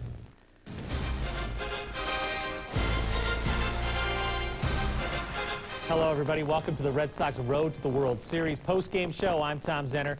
This is Rico Petrocelli. Dennis Eckersley and Butch Stearns will join us soon as well. We're here to talk about the showdown between Pedro Martinez and Roger Clemens. In a nutshell, here's what happened. Pedro put on a show while Clemens let his team down. The only curse at Fenway today was the comments being hurled at Clemens throughout his brief appearance. We're going to hear from Rico in a second, but how about some of the highlights? Plenty of them, most of them for the Red Sox, and they started very early. Apparently, Roger Clemens took this heavyweight battle seriously because he wore a mouthpiece today. Not sure why. Anyway, here's the action. Roger did not give his fans back in New York much to cheer about. First inning, it's Rip City from the word go. Jose Offerman goes to the corner. Paul O'Neill having some problems with the sun out there. Offerman's going to run and finally end up on third with a triple. Next batter is John Valentin, and he is unstoppable in a white uniform. I don't know why, but he's just been unconscious in the last couple of weeks. Two-run shot. 5 minutes into the game, the Sox led 2-0. Roger, not impressive tonight. Not at all. Pedro Martinez, on the other hand, was. Now, this was a mismatch. Pedro locked in, struck out the side in the second inning. Tino Martinez, Chili Davis, and how about Ricky Leday? All three going down and looking kind of foolish there as well. Bottom of the second, and guess who? It'll be Valentin again as he did the offense while Pedro was taking care of the pitching. Another RBI for Valentin on the infield out. Sox start pouring it on at this point. It was 3-zip. The Sox scored 2 runs in each of the first 3 innings. Nomar chips in as well. He doubles in Offerman, and it would be 4-0 Sox. The route is on. Bottom of the third, Mike Scanley sends a rocket off the wall and left. And you know what? That'll be the end of the rocket. Roger has plenty of time to golf tomorrow if he wants to. He takes the lonely walk to the dugout after getting hammered in just over 2 innings. Next in for the Yankees is Arabu. He was worse than Clemens. He looked like a Cleveland Indian pitcher. Brian Daubach welcomes into the game by taking him out. 6-zip Sox. Gee, I think that would probably be enough for Pedro, just in case the Sox score another. Bottom of the 5th, Darren Lewis goes the other way, another extra base hit. Sox just keep pouring it on. Why stop there? Valentin does some more damage. Another base hit. Darren Lewis comes trucking home. He beats the throw there, and it was 8-zip Red Sox. This is just like Game 4 against Cleveland. And how about Pedro? He was almost unhittable. He gets Jeter on strikes. Paul O'Neill is going to come up later in the same inning here in the 6th. Paul O'Neill had no luck today. Pedro finally left the game after 7 innings, struck out 12, only gave up 2 hits, a very impressive performance. And Nobar got it done offensively. We talked about it in the pregame show. Comes up with a big home run here in the 7th inning just to pad the lead for the Red Sox. Made it 13-zip. And the Yankees score a run late, but that's it. 13-1 the final. Sox score, or they score 13 runs, have 21 hits. And Rico, this is kind of what we expected. Pedro's proven that he's the best pitcher in the league, and Roger proved that he sometimes struggles in big playoff games. No, Roger stunk today. That's what it was. He was terrible, more ways than one. And don't give me the crap about the bad back. So it was announced earlier. Or the groin, where they were trying to make an excuse for. The groin and the bad back, please. He was absolutely terrible. And you know, he may be the Jared Wright of the Yankees. This may get the Red Sox hitters going now, and they might come back and win this thing. Well, let's talk about it. Here's Clemens, and I don't know what it is with the Sox at home, Rico, but they look like a totally different team. Their last 4 games at home, 9, 23, 12, and 13 runs. Well, you know, they took advantage of Clemens' little bit of wildness. He didn't throw well. He didn't get his split finger or breaking ball over. So, you know, they started to hit the ball. Now, but the confidence and the aggressiveness in their swings now, this may really help them go a long way, hopefully. Neither of us thought it was going to be this easy today. We'll have more on the post-game show. We'll hear from Dennis Eckersley and Butch Stearns live at Fenway after this break. Stay with us. Welcome back, everybody. The Sox win Game 3, 13-1. Yankees still lead the series, though, 2-1. Tomorrow, it's Andy Pettitte versus Brett Saberhagen. Because Pedro pitched so well, Sox able to save their bullpen for the most part tonight. Let's head on out to Fenway, where Butch Stearns and our relief pitcher, Dennis Eckersley, are standing by live. Guys? Yeah, Tom, the Clemens debate about the back will rage on, but we don't want to talk about Roger. As a matter of fact, the "Where is Roger" chant was prevalent here. Eck, I want to talk to you about Pedro. Another performance by Pedro, and I know the Yankees aren't thinking of Game 7. I know there's a Game 4, but Pedro, I mean, this team cannot hit Pedro Martinez. I mean, this team couldn't survive. I mean, there's a lot of guys that came up big with a lot of big hits, Val included. Big one, 2-run dinger, but Pedro is the man. I'm telling you, your back's against the wall if you lose this game, and he goes out there. You can't give Pedro 4-0, 6-0. He made it look easy. He didn't even have to throw hard, you know, fastballs. When I watched him pitch tonight, he threw a ton of changeups just like this. First, got him out front. He can throw a changeup right down the middle. These guys cannot time him. How about his effect on the series now as it goes on? 108 pitches tonight, or 105 pitches, 7 innings. He breezed, though. He really didn't. I mean, those 105 pitches weren't hard pitches, were they? Exactly. What happens when you know, you have a big lead like that? You lose. You know, you have to go. You know, you get a jam with 2 guys on. That's when you really stress your arm out. And he never really had to stress his arm out all night. So, I mean, it was easy for him. You know, change-ups. And quickly also, depending on what El Duque does in Game 5, again, I'm an optimist. If you're looking ahead to Game 7, if you're Joe Torre, your choice is going to be Clemens, an ineffective Clemens, against El Duque against Pedro. We just got to get it back to New York, which we are now, because, well, unless we lose the next game. Tomorrow's huge. We just said that last night. Today's huge. Tomorrow's huge. We'll be back with more on the post-game on Fox 25 right after this. All right, we got a couple minutes left in the show here, Rico. Let's talk about the guy that got the offense jump-started once again today. Well, it was Valentin, really. He got the big home run to put them out ahead. And the thing is, he hit a fastball, a high fastball. And if Clemens has got his good stuff, you don't hit that pitch. So you know he wasn't really on.